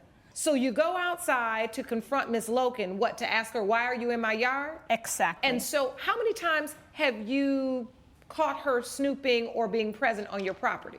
Well, she's our neighborhood watch person. Are you this neighborhood watch? Yes, but not because I wanted to be nosy. Do you often go on other people's property in the neighborhood if you see something suspicious? Yes, only if it's merited. Her Honor, may I know I talk a lot, so just stop me if you feel I am. Don't worry, I will. Okay. Go ahead. Okay, so basically I was taking my dog Wally for a walk, and as we were walking, I noticed that the side door that leads to her backyard was ajar. So that was already a signal for me to be And it's usually closed? Yes. Okay. And then I saw a truck I've never seen before parked along her driveway. And note that this was right after she and I had this conversation where she said she was going to be gone for the weekend. Could I please take a look at her house? We used to do this all the time for each other. Stop right there. Yes. Coming up. Did you tell her yes, please, thanks? I said thanks because I wanted to get rid of her. I wanted to go away for the weekend, and she was... We're back with a dispute between neighbors Lynn Rye and Martha Loken over a broken sprinkler. She told you, Ms. Rye told you, Ms. Loken, I'm going to be gone for the weekend. Would you keep an eye on the house? Is that your testimony? My testimony is I saw her leaving, so we had a little chat. I said, are you going for the weekend? She goes, yes. I said, would you like me to check in? And she very flippantly said, yes, please, thanks, and rushed out. We used to be close. Did you tell her yes, please, thanks? I said thanks because I wanted to get rid of her. I wanted to go away for the weekend, and she was being a pest. All right. You're walking your dog. Your thought is? My dog starts to bark. Okay. My dog never barks when we walk down her home. So I said, okay, another third sign, right? So I texted her. I wouldn't just barge in, Your Honor. Said, are you home? Let me know that you're okay. No response. That's very unlike her. So I went through the side door, saw the strange man in her kitchen, got surprised, and then the next thing I knew, she started screaming. You went in the house too? No, just the backyard. But you can see. So now I'm more concerned, right? I couldn't see her from my vantage point. And so I went in there, and then she starts screaming like this maniac, if I may say so, saying, get off my She started cursing at you to get out her property. Yes. And I was so scared, I lost my balance, and I tripped on what I thought was a rock. I could have sworn that was a rock. What was the damage? Her foot landed on it. I didn't see. Do you have evidence of the damage? Yes, I have sprinkler. Thank you. Please present all your evidence, everything you brought, and you can tell me what this is. Thank you, Sean. This first picture is the sprinkler? Yes, the one she stepped on. So tell me about the damage. It no longer works. So when I went to get an invoice to fix it, they said they no longer make those parts. The sprinkler system was over 3-4 years old, so I would have to get a whole new system. Judge Lake's verdict when We the People returns. How much does it cost to replace one of these? I'm not sure. There's 6 of them. It's $1,200 for 6 of them. The biggest issue I have is neighbors of 10 years. When you broke the sprinkler, why didn't you just say, I'm so sorry, I'll pay for breaking this? I did. I told her I'll work with you, but when the $2,000 bill, I thought that was just exorbitant. You didn't want to work with her on it. She would have nothing to do with me. You can tell me a sprinkler system costs $10,000, and I would say, oh, okay, I have no idea, $2,000, $3,000. It's obviously you have no idea because you let them replace your entire sprinkler system when you only had one broken sprinkler head. That's ridiculous. It's been determined by this court. Ms. Loken, you need to pay her back $200 for the one sprinkler head you did break, and I'm just going to use your estimate that you sent. I do not think she owes you for an entire new sprinkler system. I hate that you got taken advantage of for that on the repairs, but unfortunately that is not her responsibility. Judgment for the plaintiff for $200. Court is adjourned. Judge Lake has ruled in favor of the plaintiff. The defendant owes $200. Jason Miller claims his neighbor pretended to be someone else via text message in order to get business out of him. Sasha Cash says she needed to create a distraction so Mr. Miller would stop hitting on her. All rise. Court is now in session. The Honorable Judge Lauren Lake presiding. You may be seated. Good morning, Your Honor. Good morning, Sean. Thank you. Good day, everyone.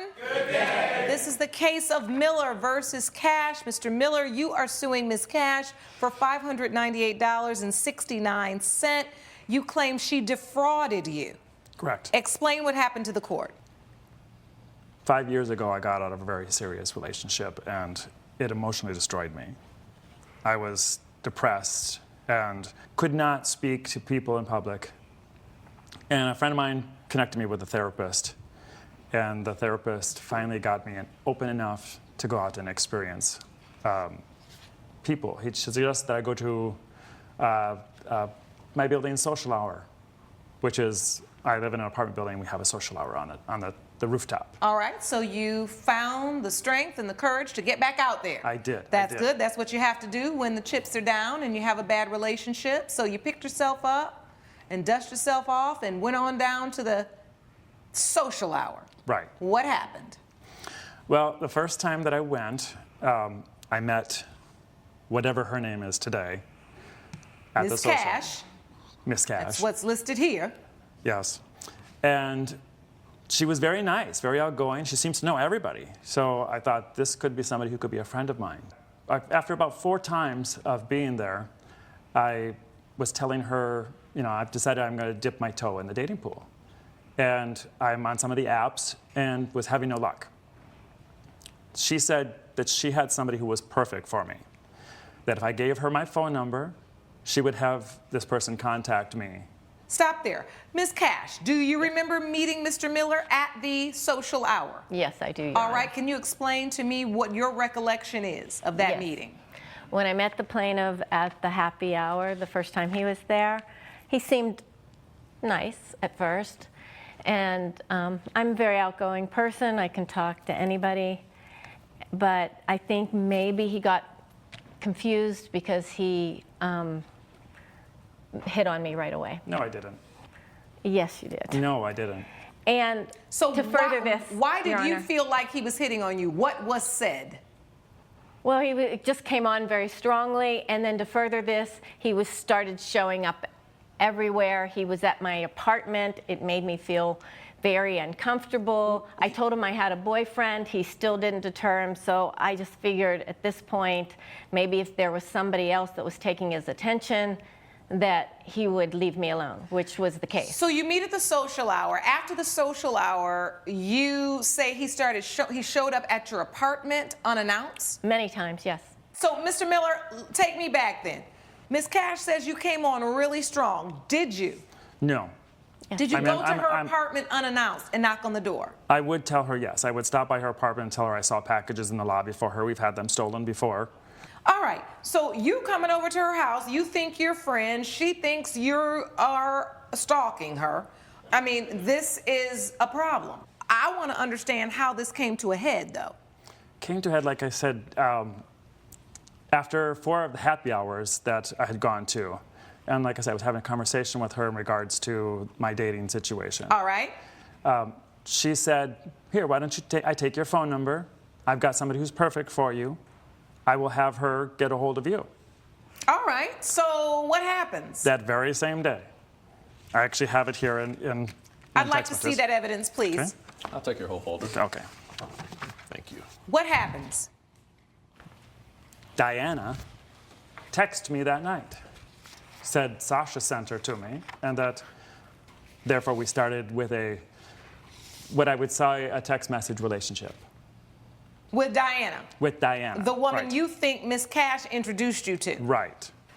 So I see it, you text back and forth, how's your day going? Great, no complaints. You guys are having small talk. What do you do for work? We would talk for hours and hours during the day. Okay, she says she has an Etsy shop. You could get something from my Etsy shop, okay. Do you have an Etsy shop, Miss Cash? Yes, I do, Your Honor. All right. So you were posing as Diana. You admit that? Yes. Coming up. Miss Cash, you own the Etsy shop. Yes. Now, you were trying to divert his attention. Yes. But were you also trying to divert his dollars? We're back with a dispute between Jason Miller and his neighbor, Sasha Cash, over jewelry purchased under false pretenses. So you created a diversion. It was almost a catfishing. I created somebody that would leave me, so he would leave me alone, and he did. Okay, so I did once not. you introduced him to Diana, he never talked to you again? Because I would think if you introduced him to a friend of yours, he'd still be talking to you because now he want to talk to you about Diana. And I No, was. he did and not. Yes, I was. And the happy hours that we would come to, I would also bring up Diana every time. She knew about my relationship with Diana. And so how did you figure out that Diana was not a real person? That it was really Miss Cash? It's a very interesting thing. After about 2.5 months of texting with Diana, I finally got enough nerve to ask her on a date. And she said that she would consider that, but she had to go out of town because her mother got sick. And I was like, okay, I felt bad for her.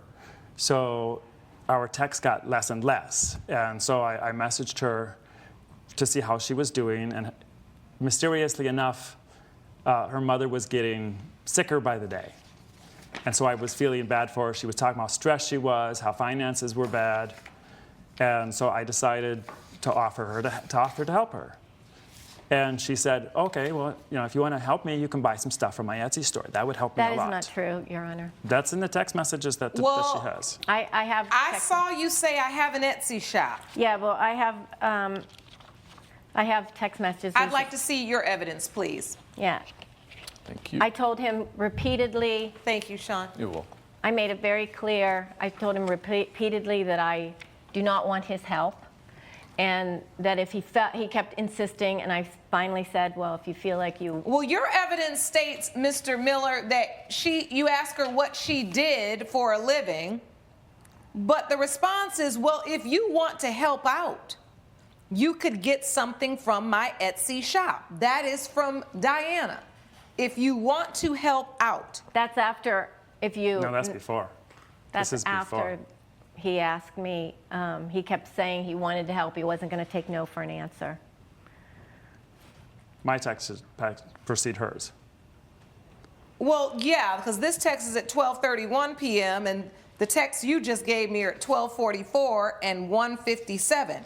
So you said, thank you for doing that. You don't need to do that again. You're like, yeah, I'm buying things now. So you're on the Etsy shop just shopping. Yeah. And she's like, you don't need to do that again. And then you say you want to grab dinner. You say it's not a good time. You say it's no problem. I'll just get a few more things from your shop. Now you really shopping now. You on a spree. Yes. Yeah. Basically, he was just trying to buy my love. He wasn't looking. If I wanted to buy my love, if I wanted to buy Well, I mean, let me be clear. He was interested in Diana, right? But, Miss Cash, you own the Etsy shop. Yes. Now, you were trying to divert his attention. Yes. But were you also trying to divert his dollars? No, I was not, Your Honor. He thought I needed help because my mother was sick, and that he paints Diana's this. mother. But you're the one. You're Diana. I know, but he's painting this picture like I need help because I'm not working because I'm helping my mother. I wasn't painting that picture. But you painted the picture. You're the one that said, I'm Diana and my mother is sick. Yes, but I didn't ask for help. You're trying to avoid seeing him, of course. Yes, I asked for help. I didn't ask for help. In fact, I clearly stated I do not want your help. No, it doesn't state that. At 12:31 p.m. it says, is there anything I can do? I want to help you out. You respond, well, if you do want to help out, you could get something from my Etsy shop. What? How is something from your Etsy shop? And here you go, Mr. Miller. Okay. So, So what do I get out of it? Now you acting like a little perv. Diana says you'll be getting more than just jewelry. No wonder you were shopping. Exactly that. The next line does say, my undying admiration and a great product. Oh, Diana, you were there with the dialogue now. Well, on Etsy, you get your status from your great reviews. That's all I was meaning Not a good review by from that. me. But then after he starts purchasing, And he says, I'm going to buy more stuff. I told him not to. You say, that's sweet of you, but you don't need to do that. I don't need help. It's okay. Now you're sending mixed messages because at first you say if you want to help, you can get something. Then after he buys something, I you thought say, it would make him go away, and here it just encouraged him more. oh, no, you didn't, because you wouldn't have said you'll get more than just jewelry. Well, yes, my admiration. When you have an Etsy account, you send little gifts in your purchases, you know, like stickers or just So whatever that the wasn't, person. you weren't trying to leave a little undertone. No, you not were at all. saying you'll get more than just jewelry, my undying admiration, and a great product. But then there's a wink emoji. Coming up. She only sold women's jewelry. Drop pair. All right, and you're buying this? Who are you gonna give this to? Well, if things proceeded with Diana, I would give it to her as a gift. What's she need a gift of the own jewelry that she makes? We're back with a dispute between Jason Miller and his neighbor, Sasha Cash, over jewelry purchased under false pretenses. Did you ever just say to him, hey, I'm not interested in you personally. I also don't like people coming to my door. I told him I had a boyfriend. And did you ever say, I have a boyfriend, and your constant contact, the way you're reaching out to me is making me feel uncomfortable? Did you ever say that? No, he was standing at my door. We live in the same building. It just made me feel uncomfortable. You just said, I got it. I'm going to create a whole different girl and have him talk to her, but I'm going to have him buy jewelry from my Etsy store. No, I never thought that. I just thought if I had somebody else he was interested in that could have conversations with him, that he would lose interest in me, which he did. Lose interest in you, but you'd gain his financial support of your business. I never intended that. But did you give him the money back when he bought the stuff? No, because my Etsy store clearly says no returns or refunds. All sales are final. All right, I'd like to see what you bought from her, Mr. Miller. Do you have evidence here? I see these boxes. These two. I'll get you those.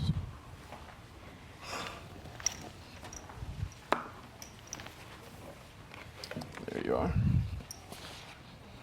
Oh, you were shopping. Oh, yeah. $598 worth. Gold earrings. I Cute will add little that turquoise. she only sold women's jewelry. Drop hair. All right, and you're buying this? Who are you going to give this to? Well, if things proceeded with Diana, I would give it to her as a gift. What's she need a gift of the own jewelry that she makes? I didn't have any woman to give it to at the time. Coming up. This is the problem here. And I mean, I do not understand. It seems so cliche, but why can we not communicate properly? We're back with a dispute between Jason Miller and his neighbor, Sasha Cash, over jewelry purchased under false pretenses. So just quickly, how did you find out there was no Diana? So I hadn't heard from Diana for a couple of days, which wasn't unusual because she was taking care of her sick mother, from what I understood. So I went to one of the happy hours, and I saw Miss Cash at the happy hour, and I went to approach her to say hello. And just as I was about to walk up to her, I got a text message from Diana saying, you know, I missed you. It's nice to chat with you. So I messaged her back because I was excited. I hadn't heard from her in 2 days. So I messaged her back saying how happy I was to hear from her. And her phone went And off. her phone rings. Okay, but still, it rings. Do you see your message in her phone? So what you typed, you saw appear because you're standing that I'm close directly to her. behind her. So you see it, and then what do you say? I see. You're Diana. So you have been lying to me this whole time. Do you own up to it, Miss Cash? Yeah, I said, yeah, because I didn't want you coming around. You just creep on me all the time, and you're always around. So I just figured if you had your attention on somebody else, you'd leave me alone, which you did. I didn't because I had your own personal phone number by then. Well, he obviously didn't because he was walking over to say hi to you still. Right after he texted Diana, he was still coming over there to talk to you. This is the problem here. And I mean, I do not understand. It seems so cliche, but why can we not communicate properly? It is easy. And I'll tell you what, we spend more energy trying to avoid uncomfortable conversations than just having the courage to have them, be straightforward, and ask for what you want. There has to be some part of you that kind of enjoyed this, because there's no other reason to go to these lengths to make someone feel like they have a love interest that they don't have. Well, it also is a bit cruel, given the fact that during this conversations he's had with you, Ms. Cash, he's expressed that he's just willed himself out of a terrible low point because of a relationship he has that broke up. So there's just so many dynamics here that, in my mind, you did not operate in good faith. Well, I had a And stalker. for that reason, no. I read the text messages. You clearly say when he asked you what you can do, what he can do, you say buy the jewelry. That's not how you need to be getting customers. And so Etsy may not give money back, but this court believes you should give him his money back. Judgment for the plaintiff for $598.69. Court is adjourned. Judge Lake has ruled in favor of the plaintiff. The defendant owes $598.69. I'm glad I won. You can remain a slowly owned spinster. You're the one that was creeping on me. You deserve what you got. I got a girlfriend now. Follow me, please. Good for you.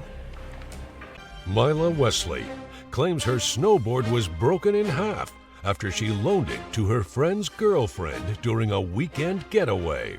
Nia Summer says the snowboarding equipment was already defective, so she isn't to blame.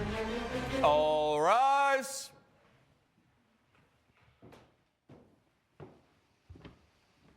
Court is now in session. The Honorable Judge Lauren Lake presiding.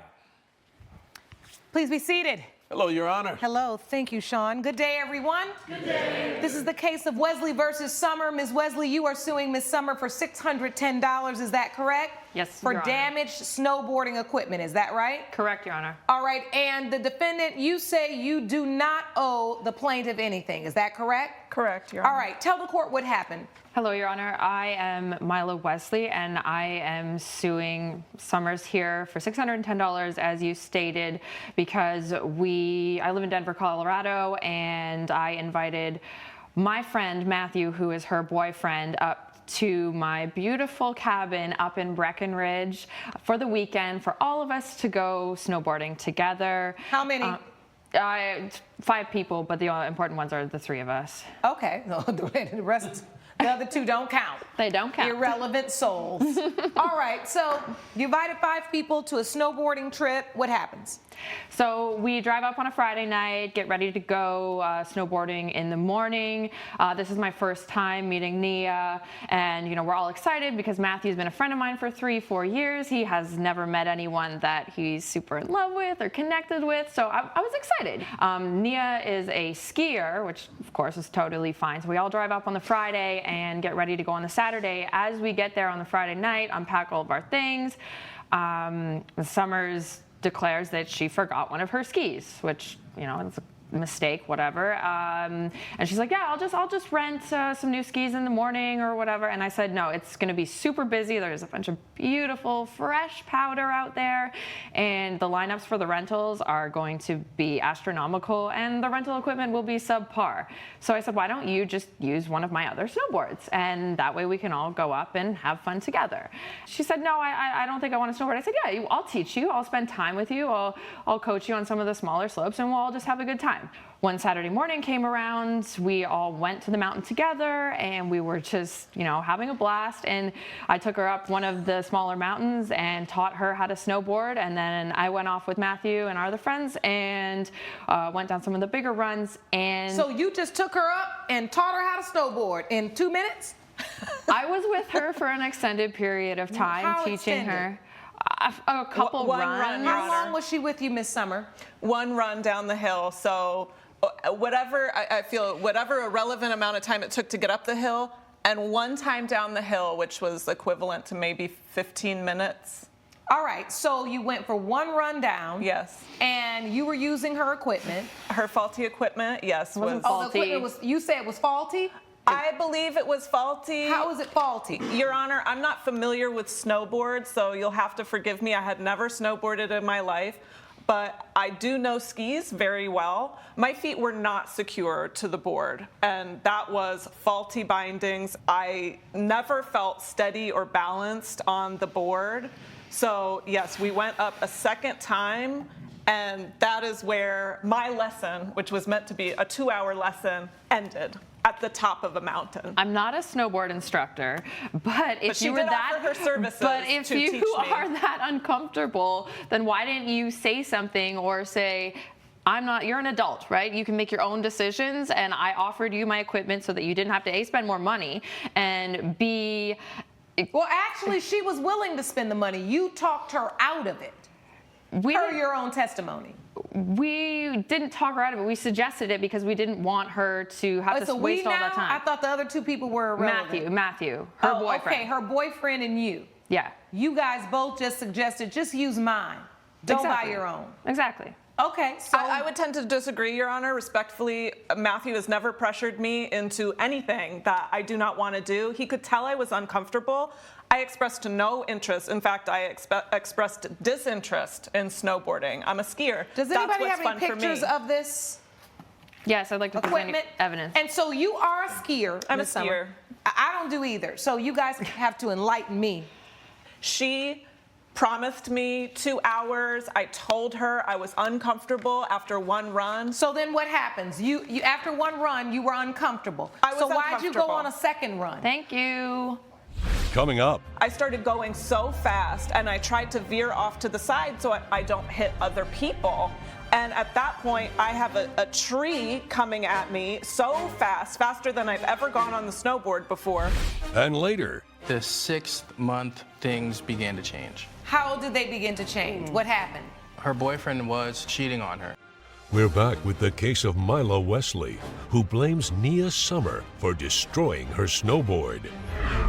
So what happens on the second time? Tell me what happened. I was going down the hill. My bindings, my feet were not properly attached to the board. She was so encouraging on my first run that as I'm falling to my knees, to my butt, she's saying, no, everyone falls. That's normal. That's normal. Because so that's true. I'm normalizing this in my mind, thinking, oh, maybe it's me and not the equipment. When I was up there on the second run, I started going so fast, and I tried to veer off to the side so I don't hit other people.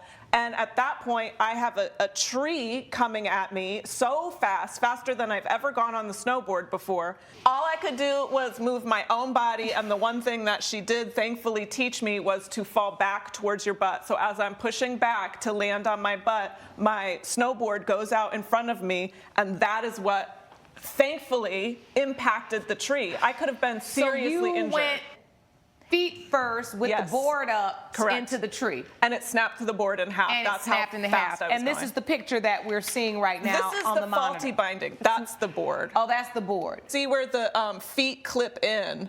There is a plastic element that attaches that piece to the board, and that was loose. And that happened after the accident, or that was like that when you put your...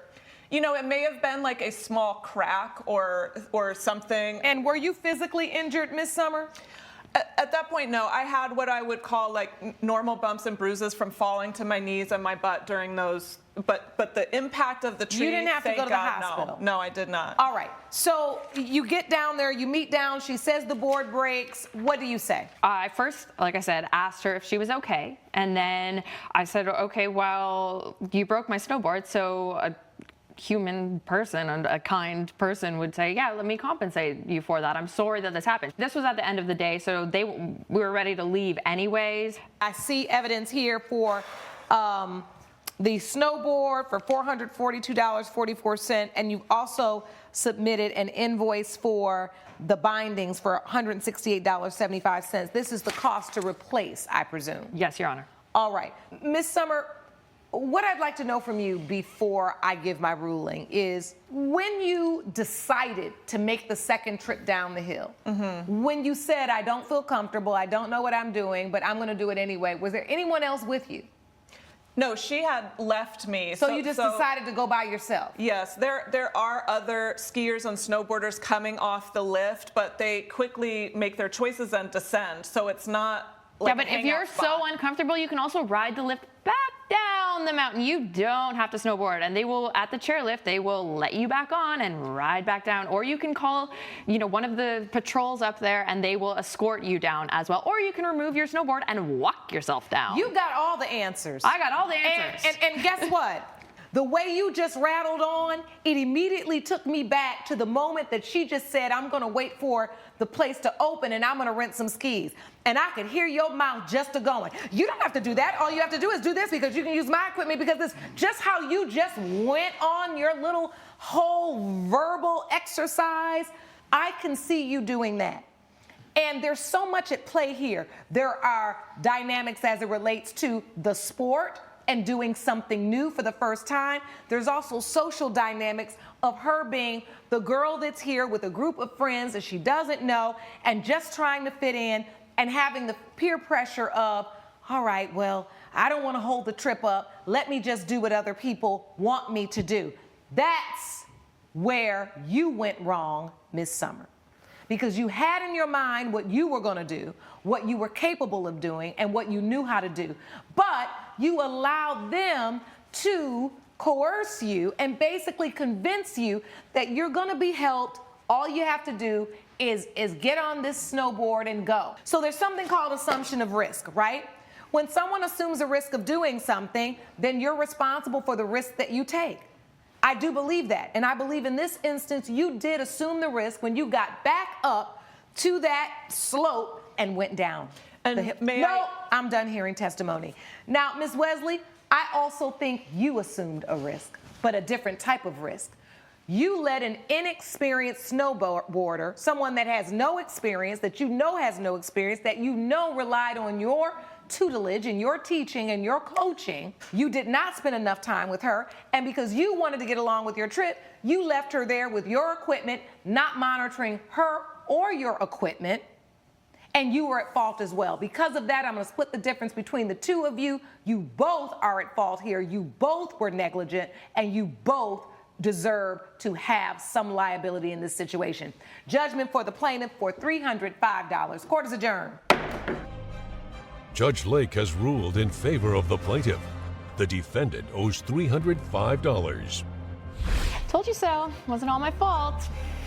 Whatever. You're a mean person. Never have kids. I'm not a mean Never have person. kids because you Never don't have have the children. patience. Yeah, Never you don't have- have the patience for teaching someone in kindness. Coming up, Did you have a lease, Ms. Williams? No, we did not. All right. We are family, and we don't call the police, and we don't sign a lease. Joyce Williams claims her nephew rented out a room in her home for several months before he left without notice. Marcus Williams says he was forced to leave after things became chaotic and a glass was thrown near his head. Good day, everyone. Good day, This is the case of Williams versus Williams. Ms. Williams, you are suing Mr. Williams for $750 for unpaid rent. Is that correct? That's correct. And Mr. Williams, you say you do not owe the plaintiff anything. It was impossible for you to live there anymore. That's correct, Your Honor. All right, so take me back to how this situation came about that Mr. Williams was living with you. Well, I own a 3-bedroom home that I rent out rooms for extra money. Okay. Okay, now I usually charge $1,000, but I'm still close to my family, so I allowed my nephew Marcus to rent a room for $750. Did you have a lease, Ms. Williams? No, we did not. All right. We are family, and we don't call the police, and we don't sign a lease. Oh, all right. And I only asked for a few things. I asked that he get a job, don't be messy, stay out my business, and give me enough notice before he moved out. So And how much notice was that? 1 month. Okay, so how long did he live there? 5 months. All right. I'm going to have to correct that it was 7 months. All right. But the 6th month, things began to change. How did they begin to change? What happened? Me and the boyfriend, my aunt's boyfriend, started to have a disagreement. Her boyfriend was cheating on her, and Your I Honor. discovered it while he was at a bar. Your Honor, I confronted him about it. This case is not about my boyfriend and my love life. But this case comes is about into money, play. It and we comes need into to go play. all the way back. Now, the second month, he found a job. I was so happy, and he paid the rent. He paid the $750. Now he's making friends, and he's throwing parties. Coming up. He was supposed to give me 1 month's notice before he left. He failed to do that. I did, but I also did not plan on coming into such a chaotic. We're back with the case of Joyce Williams, who brought her nephew Marcus Williams to court over unpaid rent. So you paid rent the second month, third month, fourth month, fifth month? And then what the about the sixth month? The sixth month and the seventh month, the money was there. The rent was paid. In the sixth month, the rent was paid? It was paid by her boyfriend to keep me quiet. You suing for $750, Ms. Williams. Tell me why. He left without coming back. He owed me money. Why did I leave? I told it that she doesn't want to hear that. In a very important piece of the story. The judge does not want to hear that. And this is what I'm dealing with. She threw a glass. We're family. Mind you. And I threw a glass. It didn't hit him. I threw a glass at my boyfriend's head. And what about the time when I threw out a fork and you yelled at me because it was your favorite fork? It may have come a little close to Marcus. Bottom line is, he left. Didn't became contentious in the house between you, your nephew, and your boyfriend. He left before paying on the 8th month. He owed me $750. He was supposed to give me 1 month's notice before he left. He failed to do that. And the rent is due the first of the month. The environment. What day did he leave? The 28th. So he left before the next month. Yes, but Judge, yes. He didn't pay for the next month, and he didn't give the 30 days notice you agreed to. No, he did not. Did you agree to give a 30-day notice before you left? I did, but I also did not plan on coming into such a chaotic environment. Judge Lake's verdict when We the People returns.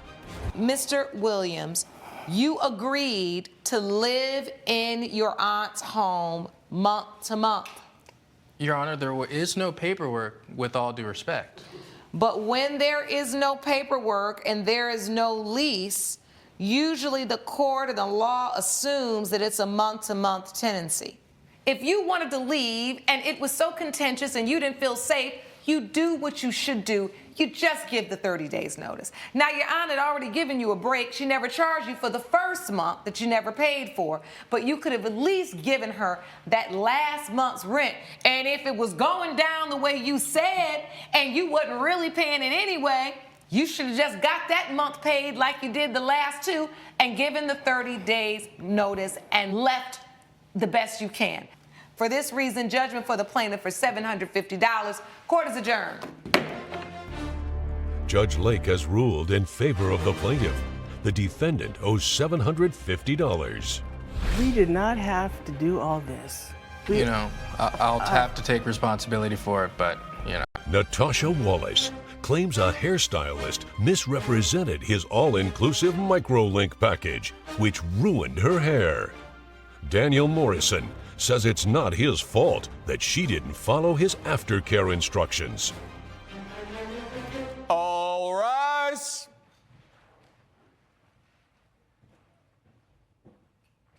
Court is now in session. The Honorable Judge Lauren Lake presiding.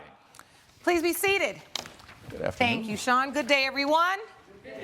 This is the case of Wallace versus Morrison. Ms. Wallace, you are suing Mr. Morrison for $1,250 for damaging and ruining your hair. Is that correct? That's correct, Judge. And Mr. Morrison, you say the real damage was caused by the plaintiff. Is that correct? That's correct, Your All right, Honor. what happened, Ms. Wallace? Well, I came to the defendant to have my hair done. My 30th birthday was coming up, so I really wanted to look fly, look real nice. And I typically go to my normal salon, but she actually moved out of town. So my best friend has referred Daniel to me because she got her hair done before. All right, so you know someone that got their hair done by Mr. Morrison. Yes, and her hair looked amazing, so I expected the same results. So I reached out to Mr. Morrison, and we had a virtual consultation about whether or not my hair was healthy or not, and he said it was. We're good to go. The hair actually turned out great. I was really satisfied with how it looked. I let it fly. I was ready for my trip. All right, do you have a picture of how you look? I do have. I'd like a to picture. see that, Here you please. go. Thank you. All right, keep going. So after I was ready to go for my trip, next week, it was a 5-day trip. My now fiance, planned this a beautiful birthday extravaganza for me, 5 days in Antigua. I was prepared. I had my hair done. I was excited. You liked your hair when you left? I liked the hair when I left. But flash forward a week later, I'm washing my hair with the products that he recommended and I bought from his store. So You're I'm shaking doing my your head, job Mr. right. Morrison? I am, Your Honor. She could not have used it because if she did, it wouldn't have looked like it looked. It looked like a rat nest. All right, There's so no way. after you used the products, but you do agree that she bought the products from your salon that day, per your recommendation? Yes, Your Honor. All I right. do agree. Okay, But you do agree with that? There's no way she could have used it and followed my steps. It would not have looked like that. All right, so Ms. Wallace, you wash your hair. I washed my hair. This is not my first rodeo. I know how to manage microlinks. I know how to wash my hair. It's not rocket science. I washed my hair. I'm scrubbing my hair. The second time I'm putting more shampoo in it, and all of a sudden I'm realizing, wait a minute, I can barely, put my hands through my hair. I can't even I don't know what's going on, but I'm thinking maybe I just need some conditioner or something. Let me just, put that conditioner in. I'm moving it through, and my hand is literally getting stuck. I can't touch my scalp. I washed my hair off. I washed all the conditioner off. I look into the mirror, and there's a rat nest on my head, basically. It looks worse than Michael Jackson's Jerry curl. So you submitted a picture to the court? Yes, I did. That's my work. Mm-hmm. That's my work right there. And that's how you remember your hair looking? Yep, that's how I remember it looking. And then that is what happened after you washed your hair? Yes, Your Honor. It's a rat nest. It's disgusting. I felt hideous. When you saw her hair, what were you thinking? She didn't follow my steps. She followed none of my steps that I told her. What are the steps? So the steps were very simple. Child's play. You didn't do them, though. I did do them. The problem is not the hair care. Let me have Mr. Morrison tell me what the steps are. What are the steps? Yes, Your Honor. So first, you need to detangle your hair. Once you have detangled it, you shampoo it, then put conditioner in it. So you detangle your hair first? Yes. Because that, to me, is not something you hear often. Usually it's wash and then condition really well, and then detangle post-conditioner. Why is it that you have to detangle it first? Because if you're out and you're doing stuff and you put your hair up, you're gonna need to lay it down once you get from what you're doing. You're gonna need to detangle it. So once you have detangled it, shampooed it, and conditioned it, you take a brush, a palette brush, or it can be a wide tooth comb to go through your hair. The reason why I would say a wide tooth comb is so it won't get stuck. In the microlink? Yes. Coming up. So what do you think she did to make her hair look like that after washing it one time? It did not look like she detangled it because, it's a rat nest, so she didn't detangle anything. And later. So you looked up and saw he was a felon, and what did you do? So I confronted him about it, and he's like, oh yeah, I'm a felon, by the way. He just didn't even bother to tell me this. We're back with the case of Natasha Wallace, who blames Daniel Morrison for her damaged hair. All right, so why is this so hard, and why do you think she got the result that she did?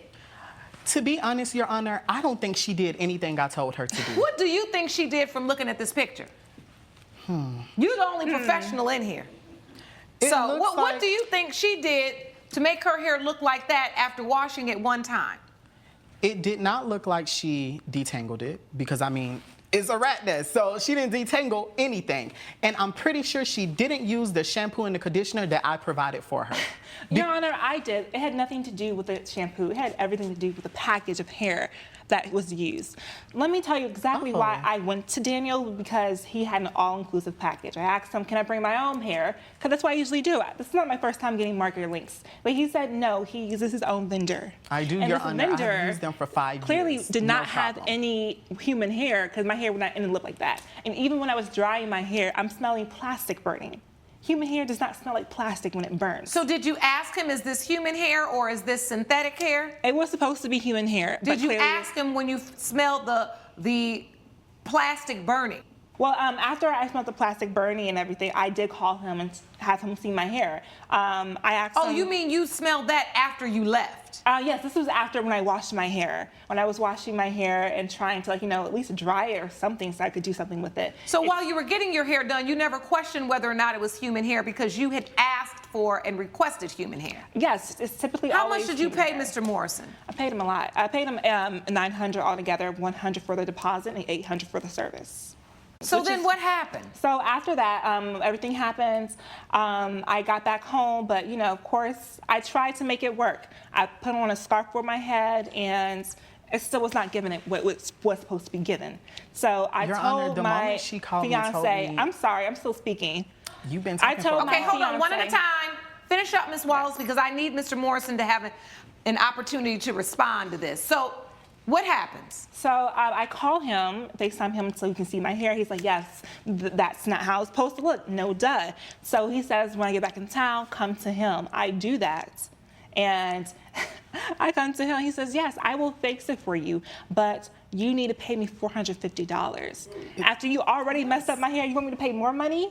I don't think so. Why did you quote that amount to help her? When I saw Miss Wallace, I obviously thought, okay, she did not follow anything I told her to do. And even then, I was willing to help her. But Judge Lake, nothing is free in this world. What happened after that? Did you go to Mr. Morrison to fix your hair? I went to him, and when he tried to charge me, tried to scam me, like he's a crook, he already messed up my hair, and then he was trying to charge me more money, I decided, no, I'm going to go to someone else. And I did. And my hair turned out nice, and it lasted for 3 or 4 months. So did they detangle it and do the braids? Yes, she detangled it, and unfortunately, it had to cut off my hair. 2 inches of my hair has been chopped off because it was so tangled. Inside of the microlink? Inside of the microlink. What did this new stylist say was the issue with your hair? She said it was definitely synthetic blend. It was not human hair. It was just not put in correctly. She just didn't know what was going on. So did she say, okay, because all day you've been testifying that it was installed correctly, it just maybe wasn't the right hair, and when you shampooed it is when it snatched back up? Yes, and that's not how human hair should react to shampoo. All right, so what the next stylist said is that it wasn't human hair. Yes. Did you bring a statement or anything from that stylist to say? No, I did not. But he agreed that it wasn't human hair. So do you agree, Mr. Morrison, that it in fact was not human hair? I never agreed to that, Your Honor. My vendors have always said it was human hair. This doesn't look like human hair weave. It's not. It is a blend of human hair and synthetic hair, and you can see that's why it's snatched up like that. I can tell the way you're looking at the picture, you know it's not human hair. At the end of the day, I do not believe you got what you bargained for. I do not believe you gave him $900 to put a synthetic and human hair blend in your hair. I think your expectation underneath his deal was that you were going to get human hair. It is obvious from the evidence presented today that it was not 100% human hair. Therefore, as soon as you washed it, even though you followed the appropriate steps, the hair reacted the way synthetic hair does, all right?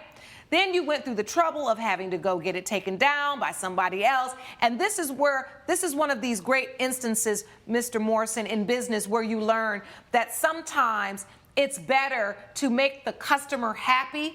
At the end of the day, a business is only worth what people say about it. So you have to be very careful about customers who are unsatisfied and your work running around town not looking as best as it could. And again, I've watched you today. I've been studying you. And when you looked at that picture, I knew that you knew that that was not the quality of work that Ms. Wallace expected, nor that you contracted to do. It is for this reason, judgment for the plaintiff for $1,250. Court is adjourned.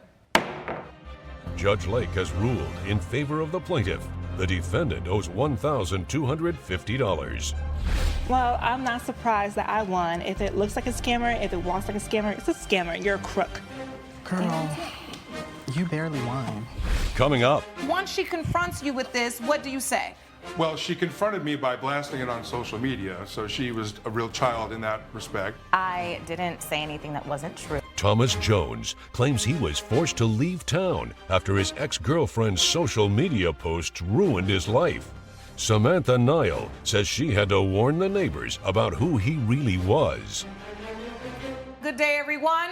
This is the case of Jones versus Nile. Mr. Jones, you are suing Ms. Nile for $5,000. Please tell the court why you're here. Your Honor, I'm here to get money from Samantha because she ruined my life and my daughter's life. How did she ruin your life? Online social media bullying. She drummed us out of the community through lies, and there's nothing we can do to get the money back from the moving expenses, the lost security deposit, storage while I was looking for a new place. So how? It's her fault. Tell me what happened. Why is she saying anything about you at all? What happened between you two? Well, we met when we were at our daughters are the same age. We met at orientation for 8th grade. We started setting up play dates for our daughters, and then over the course of 2 months, we started dating and seeing each other. We were doing some family-like events together. Then my ex-wife was coming into town for 2 weeks as a surprise for my daughter's birthday, her 13th birthday. We were going to plan a party. And I told Samantha that she couldn't come over for those 2 weeks. And she totally acted like a child and blew up on the internet. He told me while we were in bed together. I was curious, so I looked her up, and that's when I found out he had a felony. I was just So you looked up confused. and saw he was a felon, and what did you do? So I confronted him about it, and he's like, oh yeah, I'm a felon, by the way. Like, he just didn't even bother to tell me this. I could have done my research, sure, but who just Okay, thinks but they're if it was in sleeping his with a felon? past, Well, it was for a domestic dispute. Okay, so it was for a domestic dispute. Yes, Your Honor. So there was domestic violence. I don't know what was involved, but if you're a felon with a domestic dispute, something had to take place. Coming up. I just wanted to let the community know that there was a felon around town who also was... Back with the case of Thomas Jones, who brought his ex-girlfriend Samantha Nile to court for ruining his life. So, Mr. Jones, once she confronts you with this, what do you say? Well, she confronted me by blasting it on social media, so she was a real child in that respect. I didn't say anything that wasn't true, and it's a Facebook group for my community. I just wanted to let the community know that there was a felon around town who also was stealing because my Cartier ring went missing. I always take my ring off. I always put it on the nightstand, and he's even commented on it before. So I just put it on the nightstand. A few nights before, I left it there. I came back, and I asked him where did it go. And he said, you left with it that day. And no, I didn't. So, Mr. Jones, do you see this in the Facebook group? Right before I was kicked out of the Facebook group, I saw this post where she was letting everybody know. Let me see this post. I'll take all of your evidence, actually. Absolutely. Thank you. I didn't say anything that wasn't true. Thank you. So this is the post. You telling everybody you just need to be candid. I found out some disturbing information about Thomas Jones. He spent some time in jail. Be very careful of how our kids associate with him and his daughter. And then you write, my Cartier ring has gone missing. I brought it to his house, and now it's nowhere to be found. You also submitted to the court $1,913 receipt for moving expenses, and also it looks like a storage unit for $387. Judge Lake's verdict when We the People return. After that happened, you felt like your daughter Nobody needed to came to leave? my daughter's birthday party. Nobody would talk to my daughter at school. She was getting bad grades all of a sudden. Nobody would talk to me at my coffee shop. We were literally drummed out of the community. And that's when I realized I shouldn't have to pay for any of this because I'm not a thief.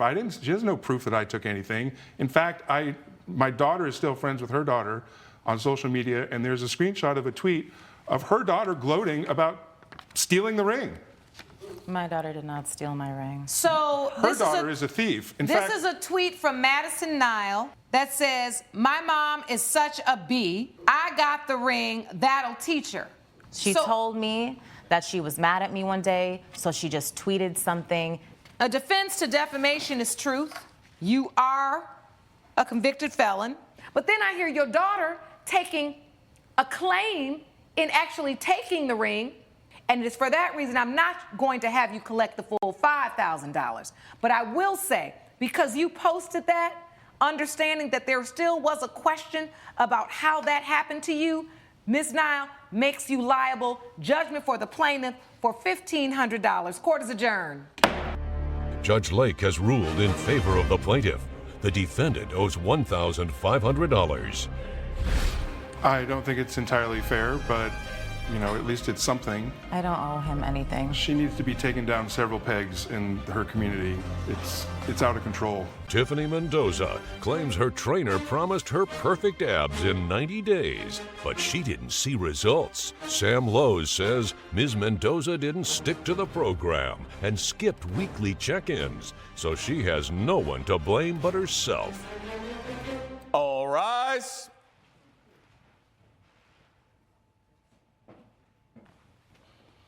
Court is now in session. The Honorable Judge Lauren Lake presiding.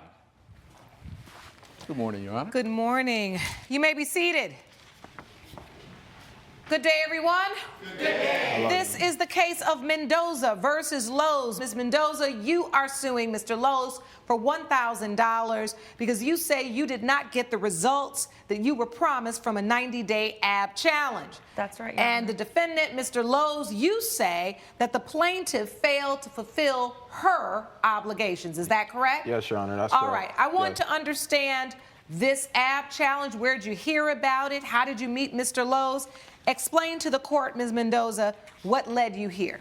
Yes, Your Honor. Well, I was scrolling through Instagram and I saw his ad for a 90-day ab program.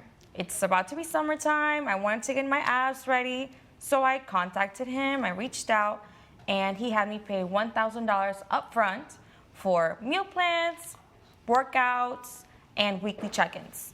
So I did it, and 2.5 months go by, and I saw no results, Your Honor. Mr. Lowe, she said she did 2.5 months on your meal plan, your workouts, everything, and she saw no results. Yes, Your Honor. There were results, but not only that, I have a 90-day program. I've been training for over 5 years. She's not my first client, and she definitely won't be my last client. I just needed her to be consistent, and there was a lot of times that she did not follow through with that part of the deal, so therefore I couldn't help her reach the goal that she Tell me what needs. the program entails. Your Honor, I was on a plant-based meal. I was working out twice a day, every day. I was meeting with him weekly, and I didn't even lose a pound, Your Honor. Not even a pound. Your Honor, that's not true, Your Honor. I also have proof of other clients that I've worked with that have followed my workout regimen and that have seen true results. Your Honor, I am not worried about them. I am worried about my results. Do you have a copy of the program? Is it written anywhere? Yes, Your Honor. May I see that, Sean? To you the evidence right there. Right there, you can see the meal plan that I followed, the advertisement. 90-day ab transformation. Perfected, guaranteed, he stated. Guaranteed ab perfection. Yes, Your Honor. Yes, Your Honor, if they consistently follow through with the program, Your Honor. I also have proof of my own that shows when I checked in with her and times when I could not get in contact with her, Your Honor. So I see here you signed the contract. You had a goal of losing 8 pounds. Yes. And a lean and toned appearance and 6-pack abs. These were your goals. These were the goals that we came up with together after we talked, and he kind of modified it to my body type. And what's interesting is it also says that client understands that to reach those goals, she must stay consistent with all workout instruction and knows that the trainer isn't held responsible for client results if the regimen isn't met. Yes, Your Honor, which I find kind of sketchy because I followed everything to a T and there were no results. But if you found it sketchy, why did you even sign this? Well, I found it sketchy after I did not see any results. After the 2 months in, I double-checked back in with him and I told him, okay, what can we change? I have no results. I've been hungry. I completely changed my diet. I don't even go out with my friends to the same restaurants anymore. I work out twice a day. What can we do? And he just told me to keep working hard, that I was doing everything right. And that's when my suspicions started to come in.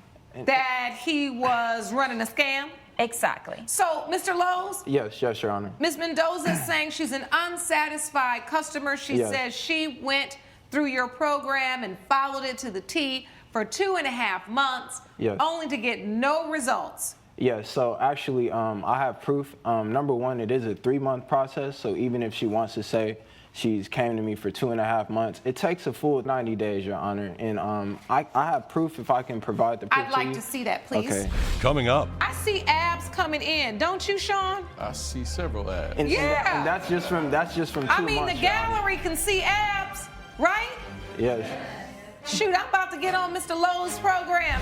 and later, Anyone who was driving that car and a rearview mirror fell right in front of their eyesight, they would have been distracted and most likely hit a car. we're back with the case of Tiffany Mendoza, who brought her trainer Sam Lowe's to court over the promise of perfect abs. All right, I see these pictures. Yes, Your Honor. A lot of impressive before and afters. And if you look at her, Your Honor, as you can tell, her abs were even coming in, and that's Ms. just Mendoza. Yes, and That's that's just Ms. 2 Mendoza. months. Yes, that's So, Ms. Ms. Mendoza, you look good. Exactly. But I wanted abs.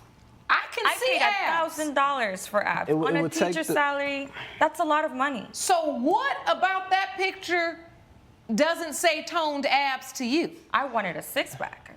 I see abs coming in, don't you, Sean? I see several ads. And, Yeah. and that's just from 2 I mean, months, the Your Honor. gallery can see abs, right? Yes. Shoot, I'm about to get on Mr. Lowe's program. Get me Yeah. some abs that Ms. Mendoza says are not abs.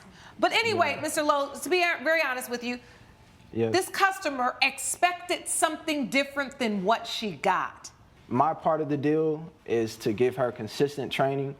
She didn't consistently come to me within the 90-day program, so it's very difficult to expect perfection when you're not giving me So full I'm effort. looking at this contract you sent up in your evidence because Yes, it Your says Honor. that the client agrees for weekly check-ins to see progress or to adjust the workout regimen. Yes, Your And Honor. that the client agrees to follow a 90-day plant-based meal plan for the maximum results. And the last clause says client must understand that the trainer is not responsible for the client's outcome and results, solely rely on the client's consistency. That's Your clearly Honor. stated in the contract. I see your signature and I see his signature.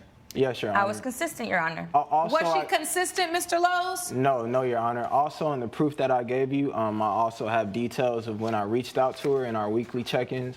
I'll admit, the first month, she did great. She was checking in with me, which is why she did have results, you understand? So the client check-in plan, Yes, ma'am. here it is. And so I see that she was there week 1, week 2, Yes. week 3, week 4. Yes. Starting week 5, it says missed check-in due to nail Yes, appointment. exactly, Your Week Honor. 6, your upper strength is declined. You did come on week 6. Then week 7, you missed it again. You had a doctor's appointment. Then week 8, you adjusted some of the upper body weight. Week 9, you just didn't show. Week 10, you came back, and then week 11 and week 12, you didn't show. Yes, Your Honor, I communicated with him about why I couldn't show the specific days. Why couldn't you reschedule? That's my point. I wanted to reschedule, but he has other clients, so he couldn't meet. We couldn't come up with a date. Well, that's the problem when they're in demand. Exactly. If you get a good trainer that's getting results, they're going to be in demand. But these are not the results I paid for, is All what right. I'm saying. So I'm so glad you said that because I went back to the agreement, the intake form where you started to talk about your goals. Right. 8-pound weight loss. You said you didn't lose a pound. Not a pound. Muscle gain. Do you think you gained muscle? You look pretty lean to me. Yes, I believe I did gain muscle. A firmer butt. Do you think your butt got firmer? Yes, ma'am. Okay. Healthier eating habits. If you were following that plan, being plant-based. Yes, Your Honor. Yeah. Lean and toned appearance. That came through. Yes, Your Honor. And the 6-pack abs. I might not have seen 6 yet, but I was about at 4. Your Honor, he guaranteed perfected Also, Your abs. Honor. But when you perfect something, just like you perfect a craft, that means you improve it. Your Honor. What are perfect abs? A 6-pack. We could have started at a 6-pack. Every person has something on their bodies that they could continue to perfect in some way. Your Honor, Exactly, the pictures Your Honor, and I tried Can to I explain speak? that to her, and Can I I also speak? let her know at the beginning that everybody has different results depending on how hard you work. And she didn't want to follow through with her part of the bargain, like getting your nails done instead of working out. She just wants to That's post blasphemy. pictures. Blasphemy. She Your just Honor, wants to post I pictures still on worked Instagram. out. I just didn't meet with him. I needed my nails done. But I still did the workouts. Just because I didn't meet with him doesn't mean that I wasn't doing them. And so why is it important to meet? It's very important to me. That's the only way that I can truly gauge where my clients are at. I need to see how they work out. That tells me, you know, which part of their abs they need to work on. Also, her goals are unrealistic, and I tried to explain that to her at the beginning of the process. She wants to lose weight, but also gain muscle mass. Your Honor, I would not have brought him here if I felt like I did not do my part. I did do my part. But Ms. Mendoza, you already admitted in court that you did not come to very pivotal check-ins. You made the error by not coming to all of the check-ins. Yes, Your Honor. I do not agree, Your Honor. I know you don't. You're a beautiful young woman. I can see that you look toned, you look fit. You may not have gotten everything you wanted, but you look great. Your Honor, I get thank it. you so much, but at the end of the day, I'm It an has been unhappy determined customer. by this court. Your Honor. Judgment for the defendant. Ms. Mendoza, when you sign up for something and you pay your money, you gotta go. Judge Lake has ruled in favor of the defendant. The plaintiff's case is dismissed. At the end of the day, there's nothing anyone can say. I signed up for something, I paid for something, and I didn't get it. Yeah. So to me, you're a scam and will be a scam. There's nothing I have to say. The proof is in the pudding. I showed the judge what the truth is, and I wish you would understand what the truth is. Coming up, On the flip side, Mr. Winters, you knew your car had an issue with the rearview mirror. That's unsafe for you, and you should certainly have let Mr. Moreau know. Chris Winters claims he let his friend borrow his car for an interview, but it was wrecked in an accident before he got it back. Greg Morrow says Mr. Winters willingly loaned him the car, knowing it was falling apart. Good day, everyone. Good day. This is the case of Winters versus Moreau. Mr. Winters, you are suing Mr. Moreau for $1,000 to cover your insurance deductible.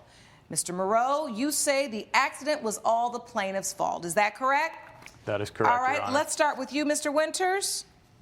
What happened? Yeah, so we were roommates in college, and I know that he's always been trying to pursue dreams in the big tech. And so when I heard he had an interview, I let him to borrow my car. When it came back, he had rear-ended someone, and that's how I incurred the $1,000 deductible that I'm now suing him for. All right, so take me to that day, Mr. Moreau. What happened in the car? What happened was I was pulling out of a parking lot, and his rearview mirror fell down while I was pulling out, which caused me to hit the car in front of me. All right, so you're pulling out forward, Yeah. and the Rearview mirror. rearview mirror drops. Yes. And what happens? And I went to grab it, and next thing you know, the car in front of me stopped a little short, and I bumped right into him. Your Honor, if I can add one more thing he's not mentioning, I have some more evidence to bring up. On his Instagram stories, I happened to see him eating an ice cream cone at the same time in one hand while he was driving. Well, he wasn't doing a full Insta story while he was driving, was Yes, he? Your Honor. I actually have that. Let me see that evidence, please. I'll take your whole evidence folder here. Thank you. Thank you. Were you eating ice cream and driving and doing an Insta story, Mr. Moreau? Now, the Insta story happened while I was parked. I was parked in the parking lot, took the picture, and then I drove off to bring the car back to him. But you were eating ice cream. I was carefully eating the ice cream while pulling out the parking lot. But anyone who was driving that car and a rearview mirror fell right in front of their eyesight, they would have been distracted and most likely hit a car. Coming up, And you also submitted evidence to the court of what your car looked like after the. we're back with the case of Chris Winters, who blames his friend Greg Morrow for damage to his car. I need to ask you, Mr. Winters, did you have any idea that your rear view mirror was loose and could fall off? Honestly, Your Honor, it is something that I've dealt with before, and I do keep a pair of glue in the glove compartment where he could, repair that if He did not needed. tell me about that, though. All right, so when he borrowed the car, did you mention that at all? No, Your Honor. So you just was hoping that glue was going to hold while Mr. Moreau borrowed your car? In my defense, he still hit the car in front of him. It wasn't the car behind him, it was the car in front, so it doesn't matter the rear view mirror was working. Yes, it does. It just happened at the same time he had the ice cream cone in his hand. All right, so you're saying if he wasn't eating ice cream, he wouldn't have hit the car? It didn't help, for sure. All right, so you only had one hand on the wheel, Mr. Moreau, because you were eating the ice cream, or you weren't holding the ice cream at the time of the accident? I was holding the ice cream at the time of the accident. I did have my wrist rested on the wheel to, keep it sturdy. And I'm sure. Do you think that's the proper way to drive a car? No, but. Do you remember how they teach you how to drive a car? Yeah. Where should your hands be? 10 and 2. And why is that? Safety. For safety. Yeah. So that if something happens, you will be able to do what? Gallery? Very good. React quickly, maintain control.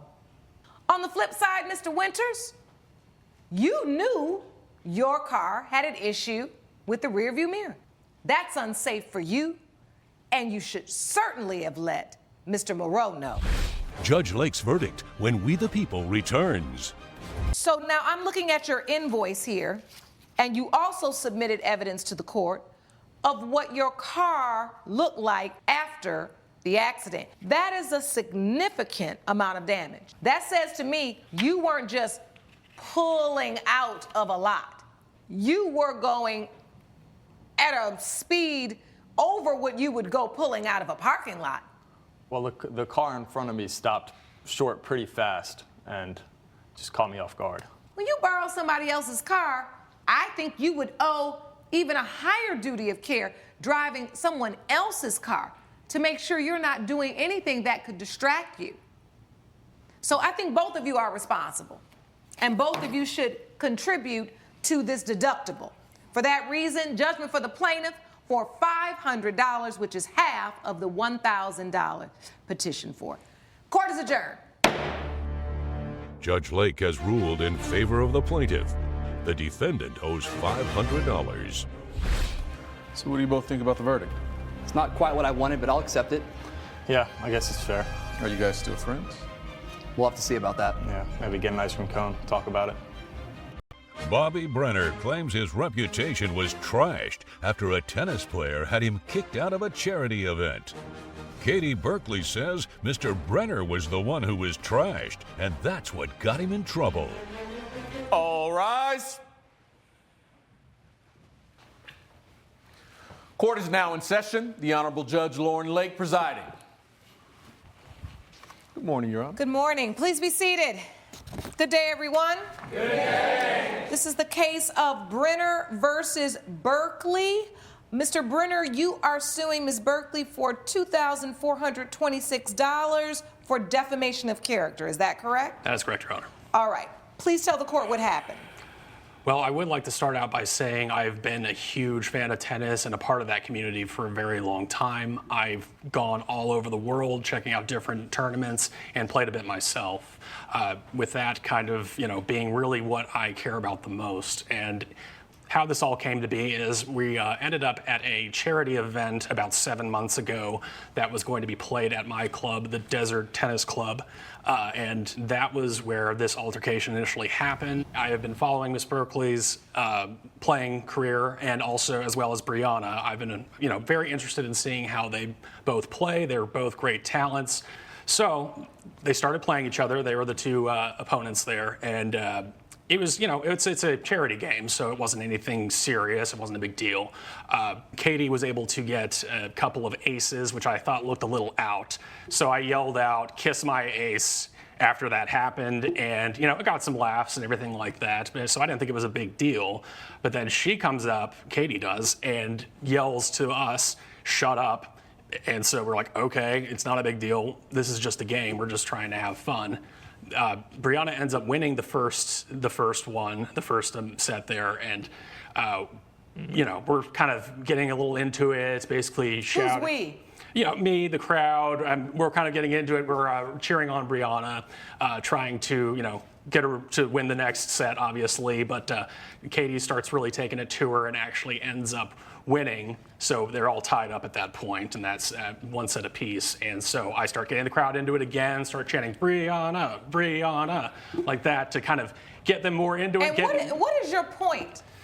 The point is she called me out afterwards. She actually had the announcer come out and say, please be quiet.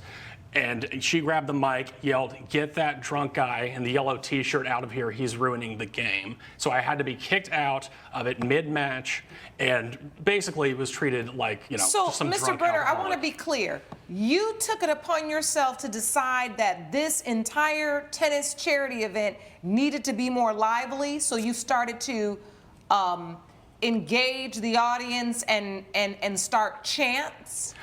Well, I mean, it's a charity thing. It's not a big deal. It's not like we're at the U.S. Open or anything like that. So, I mean, we were just doing it in good fun. And I mean, so other I people were want to come involved. to you, Ms. Berkeley. He says you took the mic and told him to get this guy out of here. Yes, that was. You could hear him and hear the crowd while you're trying to play? Yes, ma'am. That was during the second set, but there had been multiple times that he had called out in the crowd in the first set as well, and it had escalated, and he was instigating the crowd. Because I don't know, I've never been to a tennis match where they're shouting and chanting like football. Have you in the gallery? No. Have you ever seen live tennis? I mean, even on TV, it doesn't look like that. So were you feeling like this is going to be a lighthearted day? All the chants and stuff are going to happen?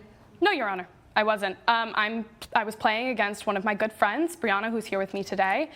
She's a great opponent. We're basically at the same level, so you never really know who's going to win. So I did take it very seriously. We're also trying to raise money for a charity, and I thought that's where the focus should be that day. What prompted you to take the microphone and ask that he be removed? So, thank you, Your Honor. In the first set, he had been calling out "Kiss My Ace" several times, which I thought was rude and disrespectful. I had shot a couple of different aces, and I think it was my fourth ace, and he continued to call it out. The organizer and the umpire kept asking the crowd to be quiet, and then I went up to the stand where he was sitting and I asked him to be quiet. Then in the second set, it only got worse when he started chanting out Brianna's name. So that's when I spoke to the organizer, and I spoke on the mic and asked to have the gentleman in the yellow shirt removed. He seems to be drunk, and he is ruining the game. Coming up. You keep talking about your life being damaged and you've been harmed, but you're the only one so far in the testimony that's been acting a fool. And later. Why did you quit, Miss So? I quit because there is a situation I couldn't handle no more, Your Honor. I discovered that Mr. Howard was having an affair. We're back with the case of Bobby Brenner, who brought Katie Berkeley to court for damaging his reputation. So you make that request, Mr. Brenner, what happens? Someone comes over to you and what happens? I was escorted out, and I did so after asked, obviously. I didn't make any big deal out of it, but the real problem is what happened after that. I was essentially defamed by, they kicked me out of the club for a full year, suspended me on that, started to actually get into my personal life. I coached my son's Little League team, and now they got wind of that. And so you've kicked me off presented for a here the year letter there, of too. suspension. You've got a letter of suspension. Yes, for suspension from the club. tennis club for 1 year, and also from my son's Little League games, which I think went a bit too far in that situation. And I also work at a memorabilia shop, sports memorabilia shop, as a manager. We were getting constant calls all the time in terms of just kind of harassment because it started circulating online, on Twitter, and all these different things. And it was, starting to really ruin my life. It actually affected my work day, and I actually ended up having to take a month off of unpaid just to get away from it and to draw a little flack away from the business so that they didn't get any more deep water and connection to us. So these are lost wages? This is correct. For 1 month of unpaid wages there, or unpaid time off, I should say. Okay, but your suit is for defamation of character. This isn't evidence that suggests that someone defamed you. Well, this is actually what occurred. So we have here, I was tagged in this Twitter I'm sorry, yeah, let me get that to you. I was tagged in this Twitter thing for Kiss My Ace, so I was called out online on social media. I actually even had a article written against me in the paper. Kiss my ace. Yes. But isn't this what you were saying at the tennis match? I mean, it was, if I would have said an actual curse word, I'd be like, okay, maybe. But like, this was something that was just a what cheap. I'm asking you is a yes or no question. Yes. Is this not what you were chanting at the tennis match? Yes. Yelling out something like that is one thing, but, you know, going after me and basically trying to damage my life and actually harm me in that way is way over the line compared to what actually happened. I want to get back. You keep talking about your life being damaged and you've been harmed, but you're the only one so far in the testimony that's been acting a fool. I don't see how in that situation that I was, you know, deserving of that much, hit back on me. Who defamed you? I need to hear testimony about the defamation. When she said that I was a drunk and yelled that out and basically was like, get that drunk guy out of here, that was the moment where I was like, I'm not that kind of person. I don't need to be identified in that way. And when it actually started getting into the paper and everything like that, it went a little too far. So you're saying in the paper, it was all about you being ejected, and it's about Ms. Berkeley saying you were a drunk guy. Right. And so then everybody at the tennis match thought you were drunk. Yeah, they just when think really that this is you were just obnoxious. If that's the way we can put it, that was technically, I want to go over to Ms. Berkeley, and I want to hear from your witness as well, ma'am. As a matter of fact, let me hear from your witness now. Please stand up. State your name for the court. My name is Brianna Petty. Now, Ms. Petty, from previous testimony, we've heard that you were Ms. Berkeley's opponent that day. Correct. Could you also hear all this screaming? I could, yes. You could. How did it affect your play? I mean, tennis is not a game where the crowd is supposed to be loud. You know, fans can cheer, but not while we're playing. So, you know, this isn't football or basketball where everyone's supposed to be loud. While we're playing, it's supposed to be quiet so we can focus on the match at hand. Right. So you were disturbed, Ms. Berkeley was disturbed, Mr. Brenner was just the only one having fun. Well, maybe the crowd was too. I would say I don't think I was the only one. Right. The crowd was having fun with it. The problem is that when you're acting like a person who is not aware of their surroundings and is not acting and behaving with the decorum necessary or required or expected in a certain situation, it is not unreasonable for somebody to think, this guy must be drunk. Right? Because what person, especially a person who belongs to a tennis club, watches tennis often, you knew these players, so for you to behave that way, it's not unreasonable for her to think this guy is out here drunk, acting a fool, making everybody chant, get him out of here, because at the end of the day, the focus shouldn't be on you, it should be on the charity that they're there to raise money for. It is nothing wrong with trying to have fun, but I think time and place are important here, and your judgment was off. With that said, when she made that comment, you really did the damage to your own reputation with your own behavior. It wasn't her calling you drunk that did it. It was your behavior, period. That's damage you did to yourself. With that said, judgment for the defendant, court is adjourned. All rise. Judge Lake has ruled in favor of the defendant. The plaintiff's case is dismissed. This is ridiculous. You know what you did. I'm 19 years old, man. Yeah, maybe you should learn a little more responsibility before you ruin someone else's life. Maybe you shouldn't take a 19-year-old to court over a tennis match for a charity. Well, I guess you get to win anyways, so fine. Coming up. I made those purchases for his mistress. Okay. And well, I have the proof. Let me move these papers over. Let's get down to the real nitty-gritty. Were you or were you not having an affair? Steve and Julia Howard claims his former assistant made suspicious purchases with the company credit card before she quit. Lexi So says Mr. Howard approved all the charges as they were gifts for his mistress. Good day, everyone. Good day. This is the case of Howard versus So. Mr. and Mrs. Howard, you are suing Miss So for $3,491.97 for unauthorized charges made using company funds. Is that correct? Yes, that's correct. And Ms. So, you say that all of the purchases made were authorized? Yes, Your All right, I'll start with the plaintiffs. Mr. and Ms. Howard, please tell the court what happened.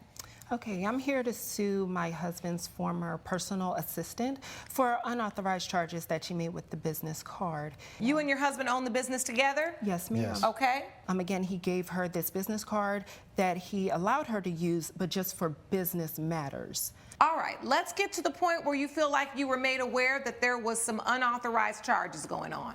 So upon her quitting, I went in because we had to do an audit, go over the books. So I went in, went over things, and I seen a lot of suspicious transactions that should not have been made as far as to technologies and jewelry. Why did you quit, Miss So? I quit because there is a situation I couldn't handle no more, Your Honor. I discovered that Mr. Howard was having an affair. Okay. Is that true, Mr. Howard? You know, I can't speak on that. All I know is I'm a businessman. I put in a position of power. She was my personal assistant. I helped her with anything Just she tell needed. the So truth. maybe she's just jealous, or maybe she just upset. Just tell the truth. Coming up, Your Honor, I have a witness that can prove all I'm saying. Sean, please escort the witness into the courtroom. we're back with a dispute between Steve and Julia Howard and his former assistant Lexi So over questionable credit card purchases. What information were you privy to? Those are the purchases that he's suing me for. I made those purchases for his mistress. And Well, I have the proof, Your let Honor. me move these papers over. Let's get down to the real nitty gritty. Were you or were you not having an affair? Well, since you don't want to answer. I may have gotten, my wife is at home. My personal assistant left. I got to be in charge of hiring another personal assistant. You know, I'm by myself as a businessman. You know, it's very hard to sustain a business, being by yourself, being lonely. What is he talking about? Oh my God. Your Honor, I have a witness that can prove all I'm saying. Where's your witness? Sean, please escort the witness into the courtroom.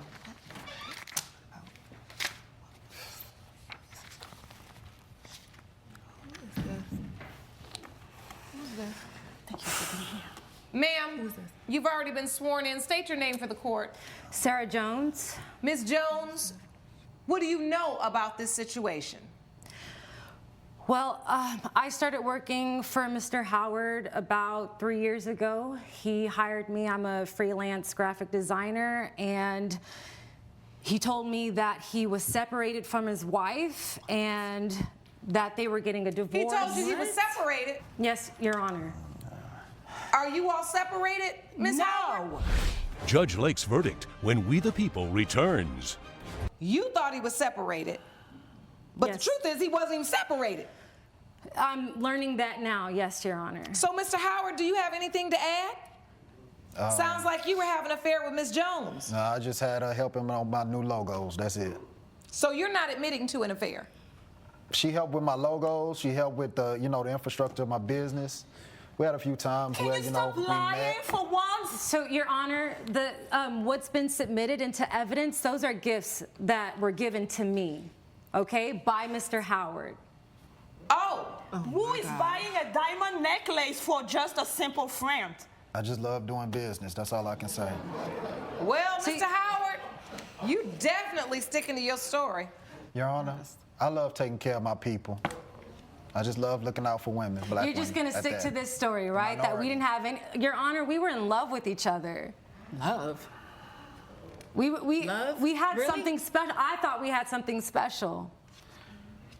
It's just business. It's nothing personal. All right. Well, it is what it is. You don't seem to care too much, so I hope that you are equally as unbothered and indifferent by not getting your money back today. Judgment for the defendant. Court is adjourned. Judge Lake has ruled in favor of the defendant. The plaintiff's case is dismissed. You ready to be honest with your wife? Yeah, I'm ready to be honest with her. She already know. I mean, I'm sorry. I apologize. I didn't mean to hurt you. I didn't mean none of this to happen. Trevor.